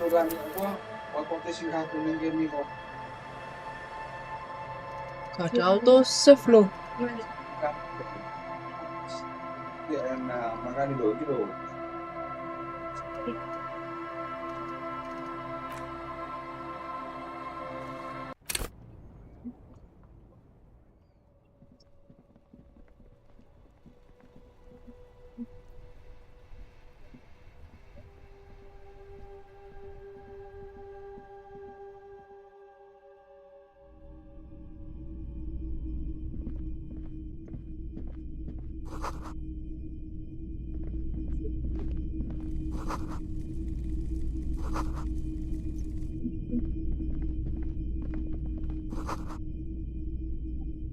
Wow, a very... Oh yeah, the smells worn... Sniffing is out. You're not imagining it. Hell yeah, man. I wouldn't... Most people don't think that the man from... I mean... Okay. You sound beside... His theory, very... Too red. That's dirt cheap. But... What I suppose... Typical Martinez. It was... We are not... You have to admit... The light this would make. Yeah. His manner is... 700 real. A bargain. The light has undergone 3 transformations. And The light has been removed and rewired. That's 2 transformations. The most important transformation is the light's placement among ordinary indoor fixtures, which has adjusted its morphological field. The light became suitable for use inside the home just a few days ago. Okay, that checks out. The boombox is on the shelf. This is you. Just make sure it... Is the Harmon Welsh? If police... Absolutely.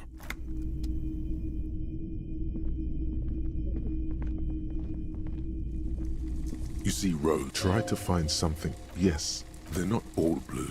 These figurines also wear... This is what the look... Which ones?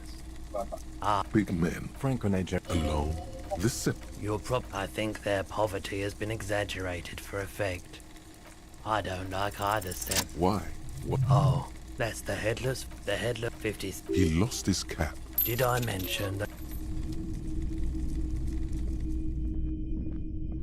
It's not. What can I do? His courtesy is not insincere. Oh, who are you? Oh, come. As you can see, I have a white head cape. He's well composed, but underneath it you sense... Let me have a look. I'm not purchasing any more clothes. Oh, a photic path. Anything else you're thinking of selling? Ngene sing diceritani situ iki tok meneh iki gak dipijat deh. Meneh rasakno peto iki. Enteng sese ngono lan. Ya gak apa-apa, cek dirasakno ngono lho. Cek dirasakno, asile iki nek gak ono gak percaya engko deh. Iki loro saiki ambek meneh kok.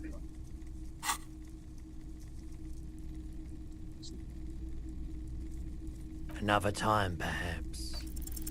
Feeling warm and a drug developed by the military to... Why on earth? Those triangle patches on... I had to taper all a bad idea. We were on the patch. I lived by... There wasn't much... There's a... So... No one. So... A bunch of poor people. So I came to my... I like... Yeah, you gotta get in. I doubt it.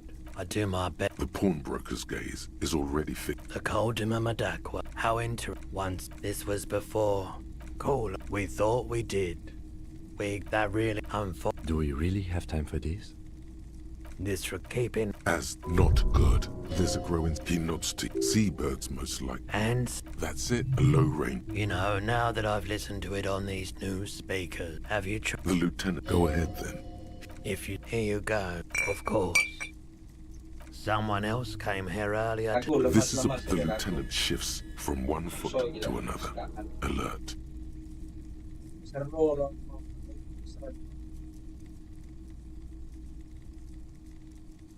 She did truth. Right, so... Miraculously. His face... You're right that she could cast aspersions on the... A needle in a haystack. There is nothing you can do. Maybe they went... Wait. Maybe Claire really... You were... And I don't... He's not telling... You what? You were... When I... Very normal behavior. It certainly does, of course. Indirect modes of taxation.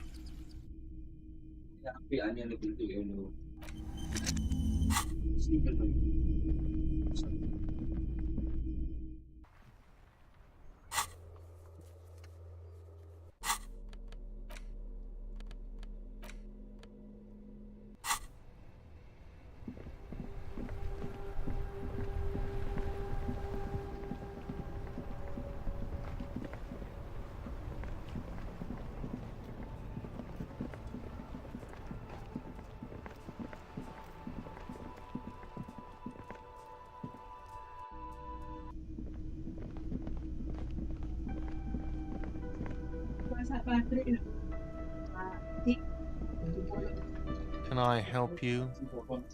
Got the 20 real? The breath. Do you have money tonight? Then you really don't need a free room, do you? But you know what?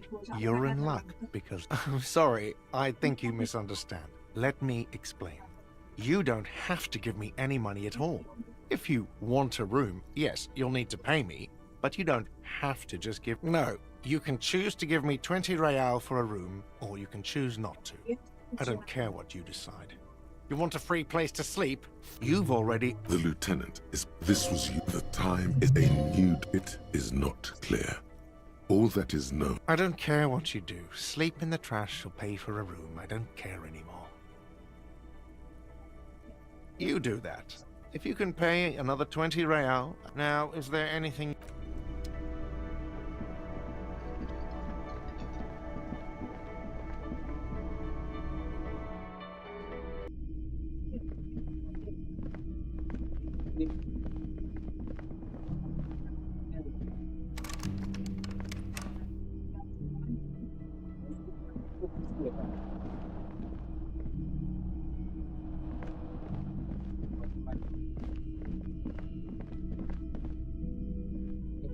Yes?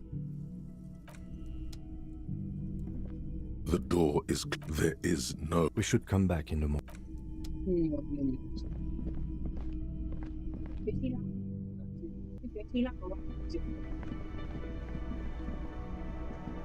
Can I help you?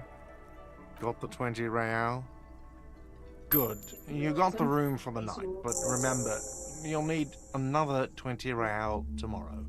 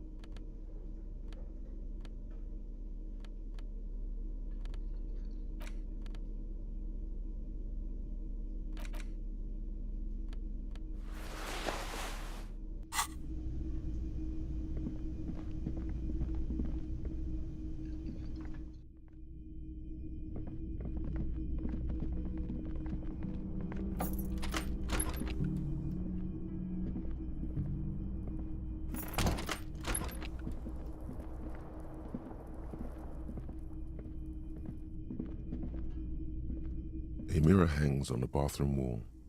It's barely covered in steam anymore. It's your face in the mirror.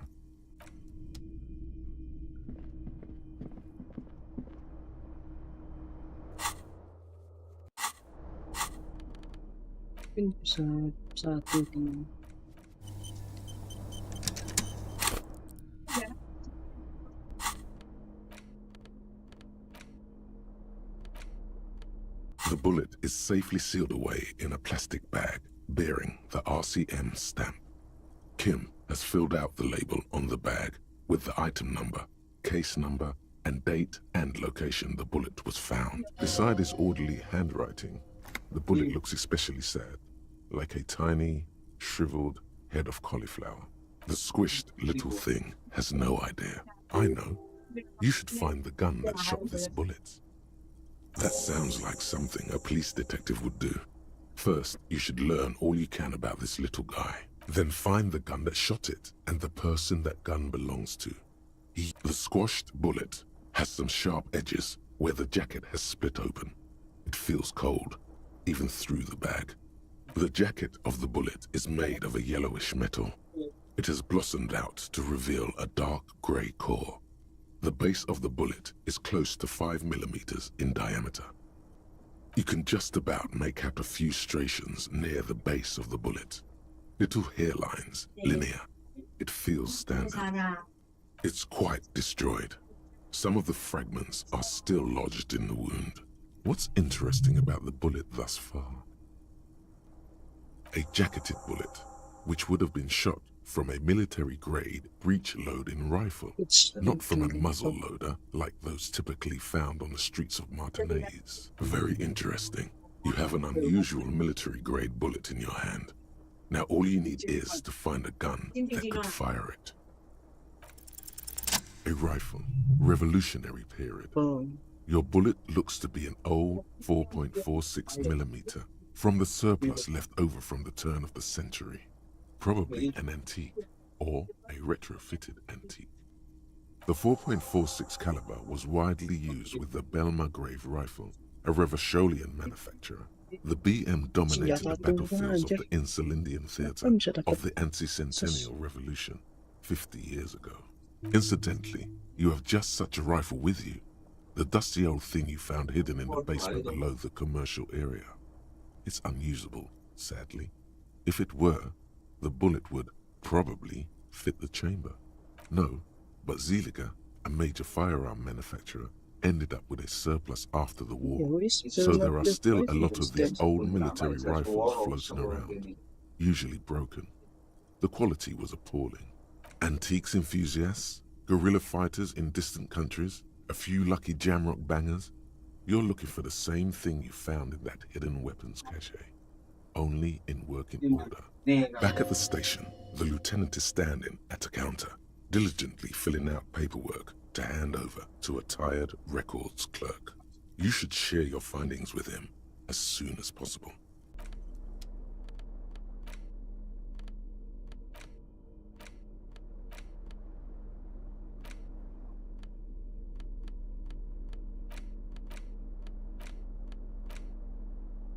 An intricate web of blue lines stretches across the torso of the hanged man, from the right shoulder to the solar plexus.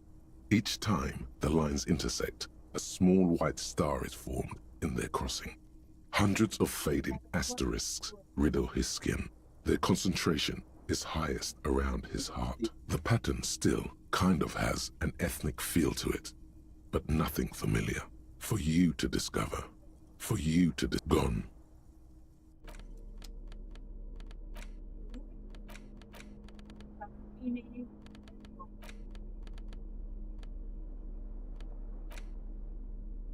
The cover of this tattered paperback features the man from Yelmdar, standing atop a pile of bloody corpses. His two Zweihanders are crossed over his massive chest in a dramatic X, their blades dripping with gore. Behind him rise the harsh, snow-capped peaks of his native Northlands. In bold red letters, the title, Yelmdaler Man, the man from Yelmdal, unfurls like a banner. In the foreground, a nearly nude woman lies spread in supplication, her privates strategically covered by her flowing black hair. The back blurb reads, his latest adventure serves as the perfect introduction to the savage Yelmdal saga. Meet man from Yelmdal, his faithful blood brother Tyribald, the noble Lord Hrothgar, and some of their most fearsome foes yet, for the Northlands, for Yelmdal. Below, in smaller font, you see the parenthetical, adapted from Man from Yelmdal and the Necromancer's Treasure. Man from Yelmdal, Lord of Hrothgar, a brazen attempt to bilk fans for more money by splicing together old stories under a new title. Their main concern is the continuation of the franchise, not making literary history. The story opens in media res. The man from Yelmdal and his band of northern reavers are in the bowels of an ancient temple, surrounded by an army of gibbering whites. By nightfall, only the man from Yelmdal and his blood brother, noble Tyribald, are left standing against the dead horde. Hit 9, Tyribald. The man from Heimdall bellows over the army of flesh and bone. Have courage for the Northlands. For Heimdall. He leaps to the mezzanine to face the black-eyed figure, and like a mad ice bear, whirling twin Zweihanders, Sturm and Drang. The writer has never held a sword in their life, let alone two two-handed swords at the same time. It is physically impossible for a human being to effectively dual-wield Zweihander swords in any kind of real-life combat situation. And with deadly finesse, his twin blades scissor the necromancer's head from its body.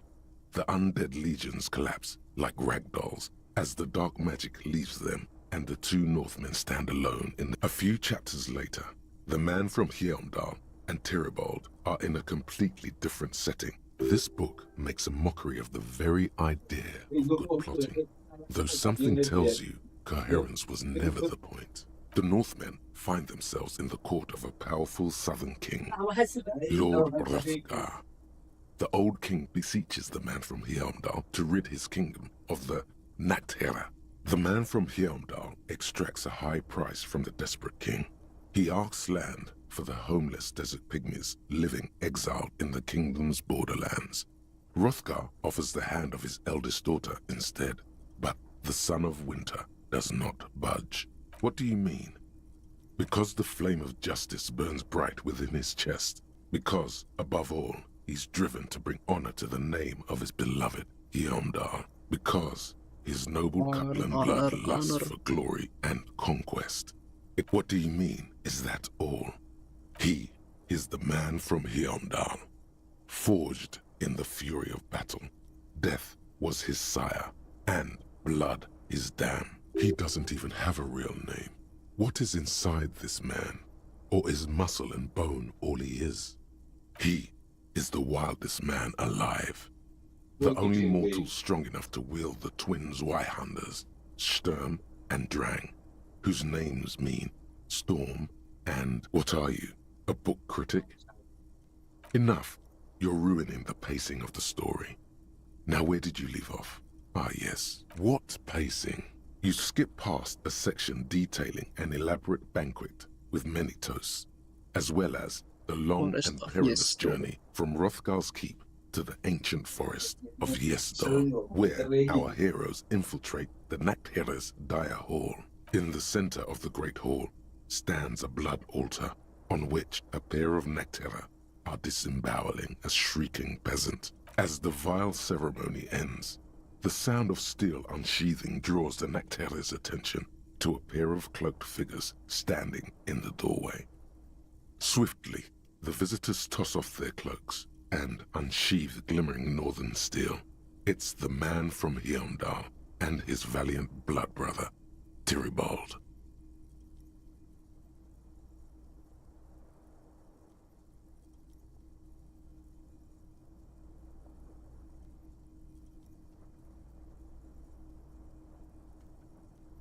In an instant, the Nachtherra summon a horde of gibbering orcanoids who rush our heroes. The hall fills with the clang of blades and the screams of the dying as the floor goes slick with steaming orcanoid viscera. Oh, for fuck's sake. When the din of battle settles, only the man from Heimdall and Tyribald remain standing. Exhausted and dripping with the entrails of their foes, the two Northmen confront the foul Nachtherra. He probably is, but you can't be sure, because this one ends in a cliffhanger and a footnote saying, "To be continued." Considering the sheer amount of different Heimdall, the man from Heimdall stares at you on the cover, his face fixed in grim resolve.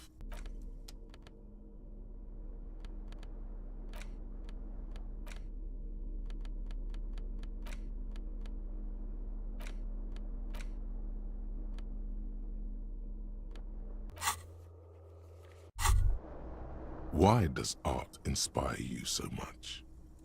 Is it, yet your eye constantly seeks out the most critical side of any aesthetic confrontation? In short, art is the highest form of human communication, representation, narrative, emotion, and agency in. Have you looked in the mirror lately? You have the exact features of a savage art critic, with that beard and those clothes, disheveled and prophetic. Perhaps you should try to critique architecture too. Yes, you seek substance. No vapid representations and reproductions of social mores as made manifest in stuffy biennials. We're talking real, living art here. Become the art cop. Half art critic, half cop. Exactly. It's not only your duty to only catch the criminals off the street, you must also apprehend criminals of the printing press and the gallery. Go ahead and provide savage criticisms, art cop.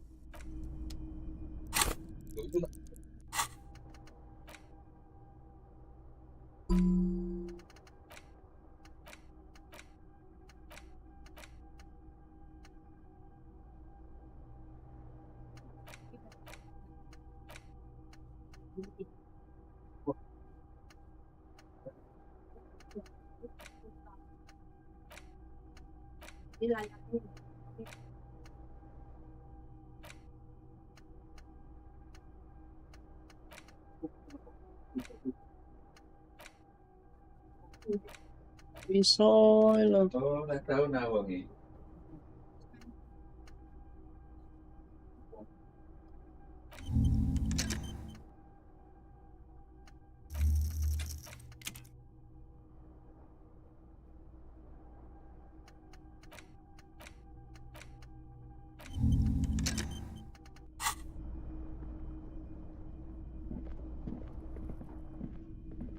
This is not the cleanest bath. That soap scum smell. It smells like life. The bathtub slowly fills with water. The water is only lukewarm, but still comforting. Like amniotic fluid, you feel nice and lonely, and so tired. The cans continue to bob, as do your thoughts, aimlessly splashing up against the sides of the tub. You see the corpse. You can still smell the cadaver on you. Then, houses along a narrow street. A video rental. Darkness on the planet's curvature. Your fingers grow pale and are covered with tiny whirls as the water cools. The waterline recedes as you stand. You are cold now. The bed is still cold. The bed is still cold from the wind blowing in from the broken window. The mattress creaks as you close your eyes and try your hardest to fall asleep. Let me sleep. Here we are again, my broken bud. The waves are coming, carrying you away. But you can't go. No, you have to stay. Always half aware of yourself. You're not cooperating, brother man. It's your disgusting body. Even through your sleep you feel a vague discomfort suffusing it. Your belly and your sides are unpleasantly tender. You wish you could curl up into a fetal ball of safety. But you cannot. Because of the pain. That pain in your right side is your enlarged liver, by the way. As for your kidneys, you've really been compounding the damage lately.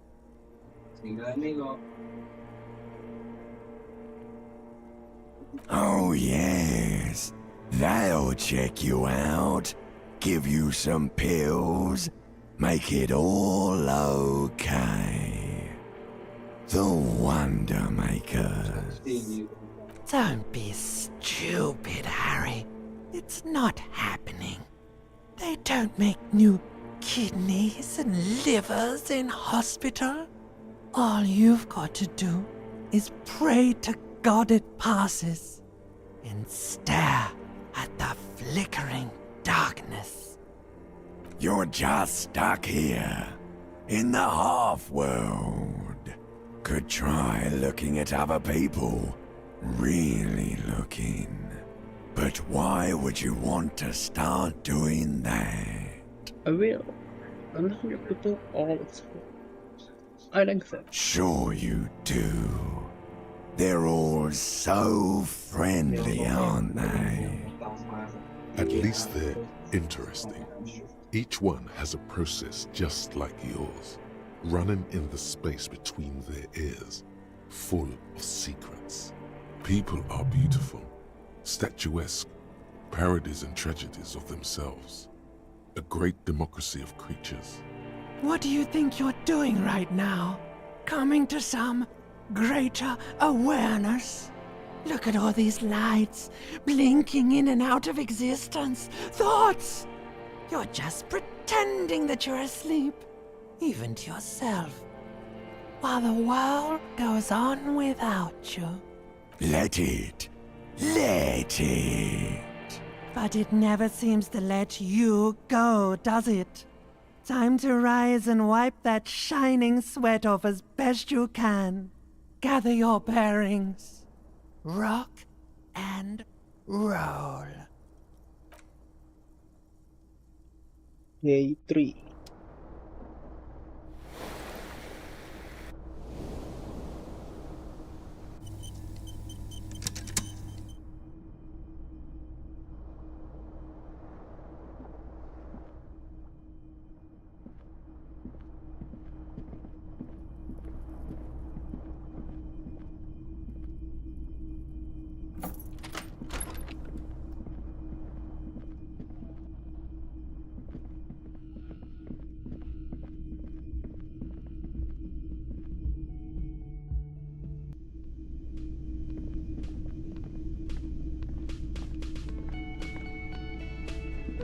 Yes? Double isi 2. What do you want to know? What's there to say? It's just stupidity. Was there anything else you wanted to know about the... Good. No response. He just arches. A moment passes.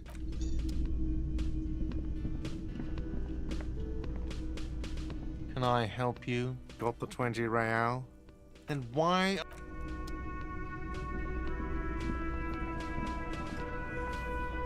I've got nothing to say to you.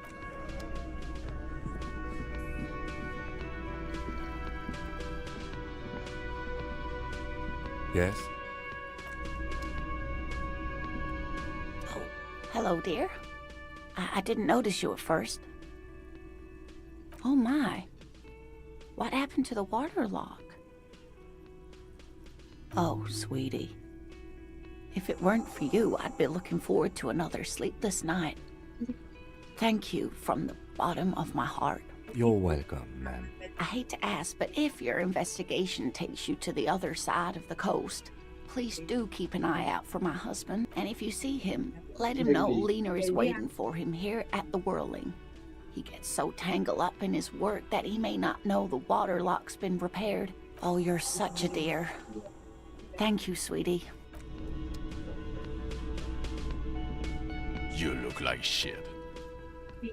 And I don't mean that as a metaphor. Oh, don't be so modest. We're looking at several months worth of damage here. Kind of a miracle you're still up and at it, to be honest. Oh, come on, Jean. It looks like it's been a rough week on him. It's not just this week. What you want? Okay, so this guy is cool. He stands there like a statue, an angry statue, and he does not like you. I'm not getting involved in this. It's not my style, he thinks, glancing at the man in sunglasses and the woman beside him. Oh boy, they're mad at him. No wonder. He just doesn't recognize them. You know what it is. It's like the two of you know each other. Just ask him. Oh, I definitely know you from somewhere. Another life. Yes, from another life. A different life. Maybe the life of a police officer belonging to the ranks of the... To what station do you think you would belong in this alternate and totally fictional reality?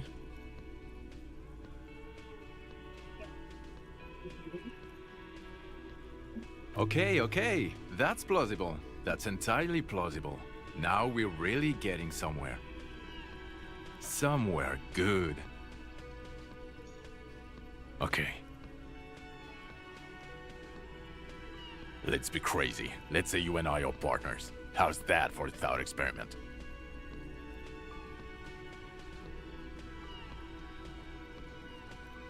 I'm sure he's fucking flattered, but Kim is not part of his thought experiment. In this one, we're partners. The lieutenant is silent. Would you now, or would I be cramping your style? Never mind. Partner. I'm not your partner. This union is temporary. A little premonition for you, Lieutenant. Sooner or later, probably sooner, when that happens, I suggest you take his advice. The lieutenant merely bows his head in response. Oh no. You see, I enjoy watching other better cops solve crimes. And let me tell you, it's been quite a privilege seeing you work. This isn't helping. You're not going to believe this, but police officers. Yes, sir. Solving crimes, locking up bad guys, and get this, and not getting that drink on at 2 o'clock. Just some regular boring motherfuckers in suits and uniforms. Nothing spectacularly extravagant like you, the far-out son of Lang. Oh, it's you eccentric genius. I mean, with your unorthodox approach to police work, it has to be you. Not even a little bit. It's an urban myth about an officer who is so far undercover he can't remember who he is. As I said, just an urban myth. You are not the son of Lang. Okay, yes, you get the joke. Leave it at that. Neither can I, partner. Neither can I. But what? You don't look like a cop. You know what you look like? Oh, well, go solve your case then. That would count as trying hard. He didn't answer your question. No. The man in sunglasses. Watch out for yourself, loser. That voice, so very familiar. Did you hear it when calling to your station and reporting your badge missing? Oh, really? I wonder where. That's the where you remember me from?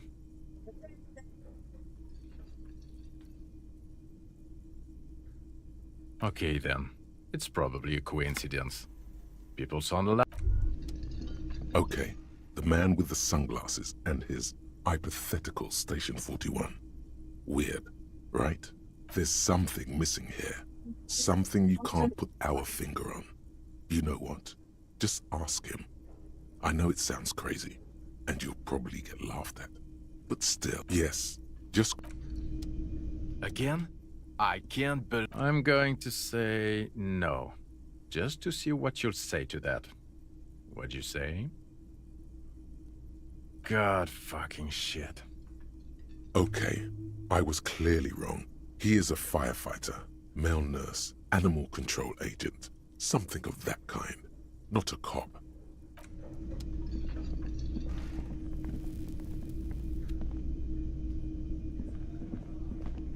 Hi, gendarme. Another rendezvous. I see you found yourself a little something from my wardrobe. Not bad. Not bad at all. What brings you here? You did? And how did you like him?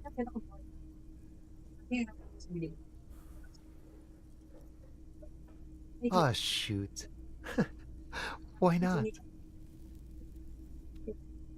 He has keys. And he likes the view. To the sea, I mean.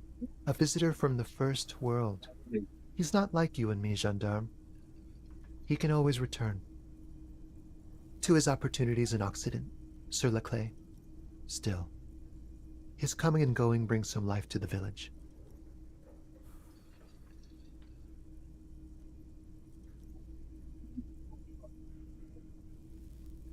Or is it just money? I don't know. Friends, I told you. Sunday friends. Friends who like to get together from time to time. Bet he won't be there when times get tough, I guess. It is. On Sundays. What about me, gendarme? Oh yes, let's see. He knocked on my door a few days after the lynching. I think he was going through the entire building, asking questions.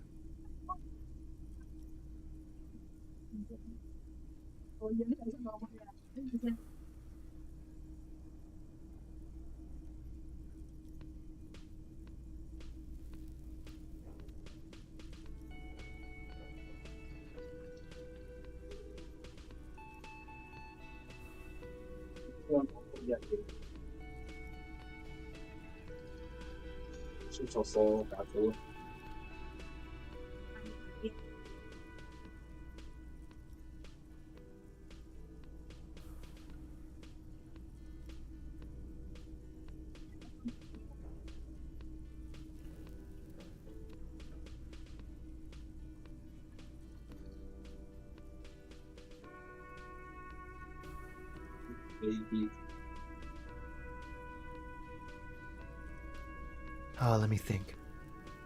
He had an accent. He sounded like one of those mercenaries. He sounded vaguely Oranese. No, not vaguely, scratch that. He sounded definitely Oranese. Yes, but he was speaking to someone on his earpiece. Whispers? Yes, you know those tiny speaker microphones that fancy security guards sometimes wear.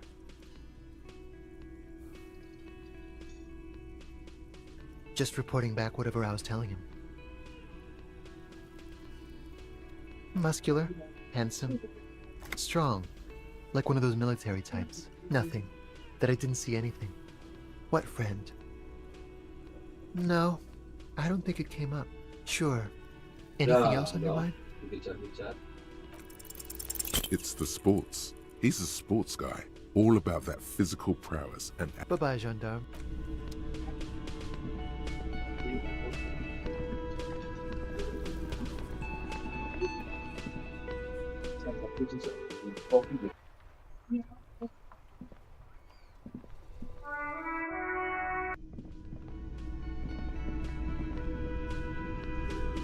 Ya tanggal itu lebih penting ya, itu nggak ada pecah-pecah ya yo.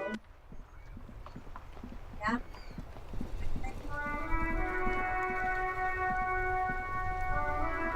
Sikil pecah-pecah.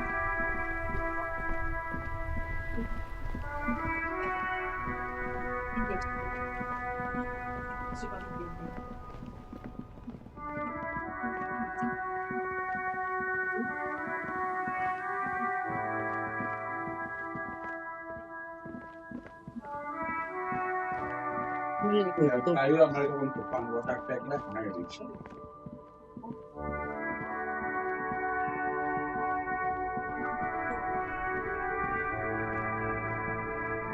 Everything's still cool here, officer.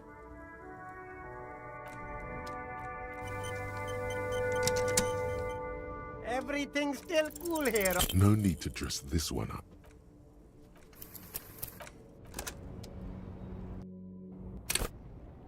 Everything's still cool here. No need. Come on, come on.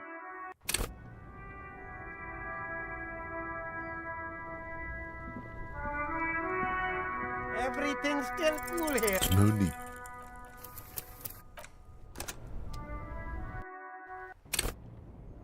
Everything's still cool here. Start with a little compliment, then work your way up from there. This is about business, remember. Oh, okay. But why, officer? After all this mess, the broken seals, lying to you, come on. An investment? What kind of investment? Or you could not make this about corruption and go with something even wilder.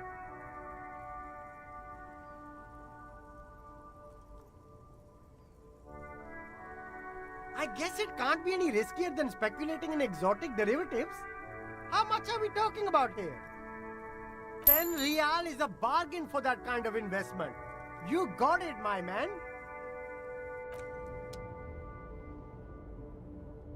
There's a pile of cheap... You like sunglasses of... Abort. Damn! It's going to be... No, you are definitely not buying those. Are you sure? But they look so good on... These are all first-rate sunglasses. No luck. Oh! Hey, at least it might actually offer some protection against us. You don't like it? Sure, Square Jaw. You see two I can see you. a pair dedicated Those. only fun ultra. These one is No, don't look at these, officer. These. No way, officer. These aren't for. No, officer. Well, but if on the. damn. So you have to. There are clothes. Don't be shy. You find the box Economical, but also trendy. Look. no good. All you can come up with. No luck? Why not take another look, officer? Keep supporting the economy.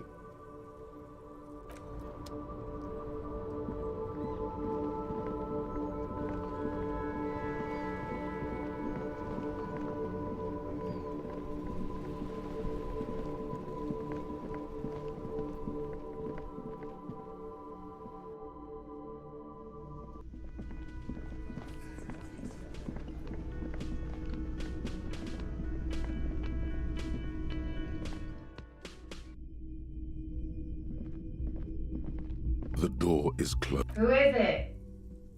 This is the police. Can we come in? Come on up. The door is open.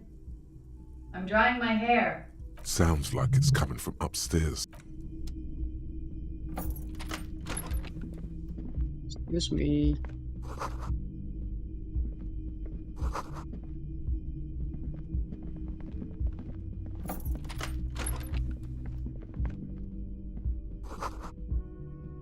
This medicine cabinet is full of wares.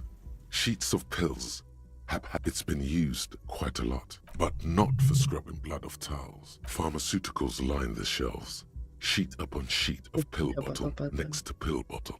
Anything of note? Pill bottles rattle like bones as you search the cabinet.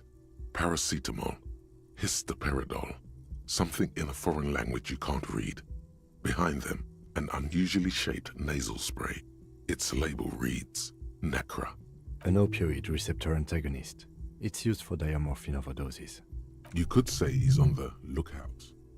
Among some foreign, probably Messinian or Gotwaldian, marked a bright orange bottle with peptide stamped on it, in sunny, happy letters. Jackpot, baby. That's the stuff you're looking for. Your palms begin to... Silently, the bottle slides into your palm. Then, as you turn, into your pocket. Feels so sleek and beautiful. You got it. Here, pill bottles wrap the lieutenant. You could say he's...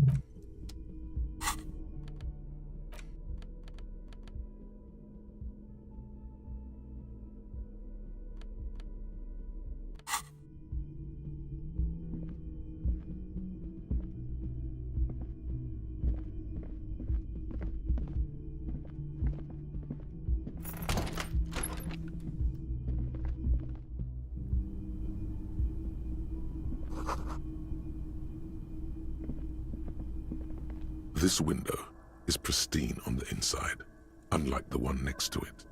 Light from the desk lamp reflects off the glass in an untarnished golden halo, smooth as ice. There are spots of mud and rain on the outside, even smudges. But the surface of the window is clear from the inside. Following your lead, the lieutenant leans in closer to inspect the surface. Looks like it, yes. Di jendela ya. Masa nembaknya lewat jendela?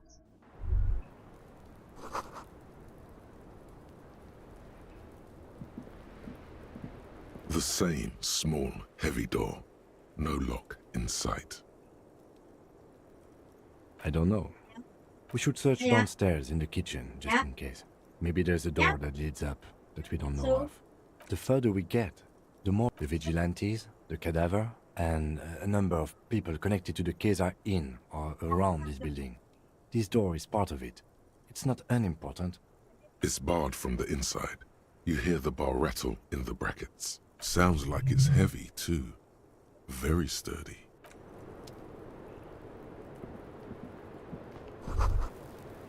Just as you look at the flowers, a gust of wind raises them from the roof, picking them up in the air. You catch a single white flower between your fingers. The rest fly off into the wind. The young woman looks at the Maybell in your hand. Just a glance. then takes a drag of her cigarette. The lieutenant gives you an acknowledging little nod.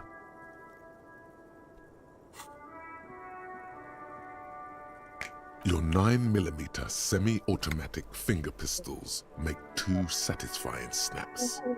Strange for such a small caliber of finger pistol to sound so chunky. That's not actually true. She's looking toward the yard and doesn't notice them.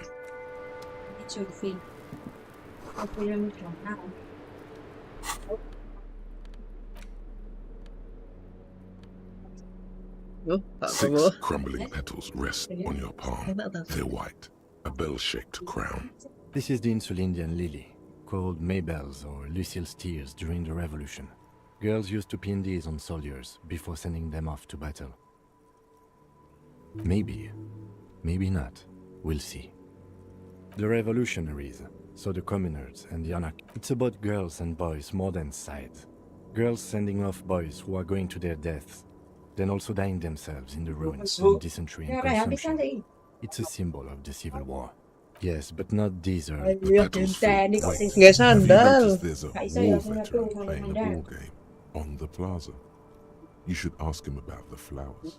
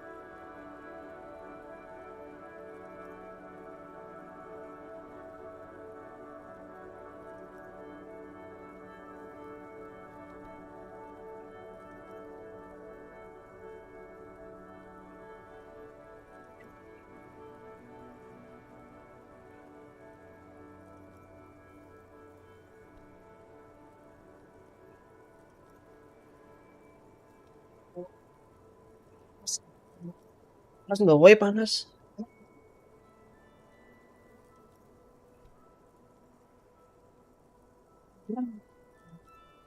Ini semut. Entes pun crispy, krik kon gak ketok. Apa nih panas? Nang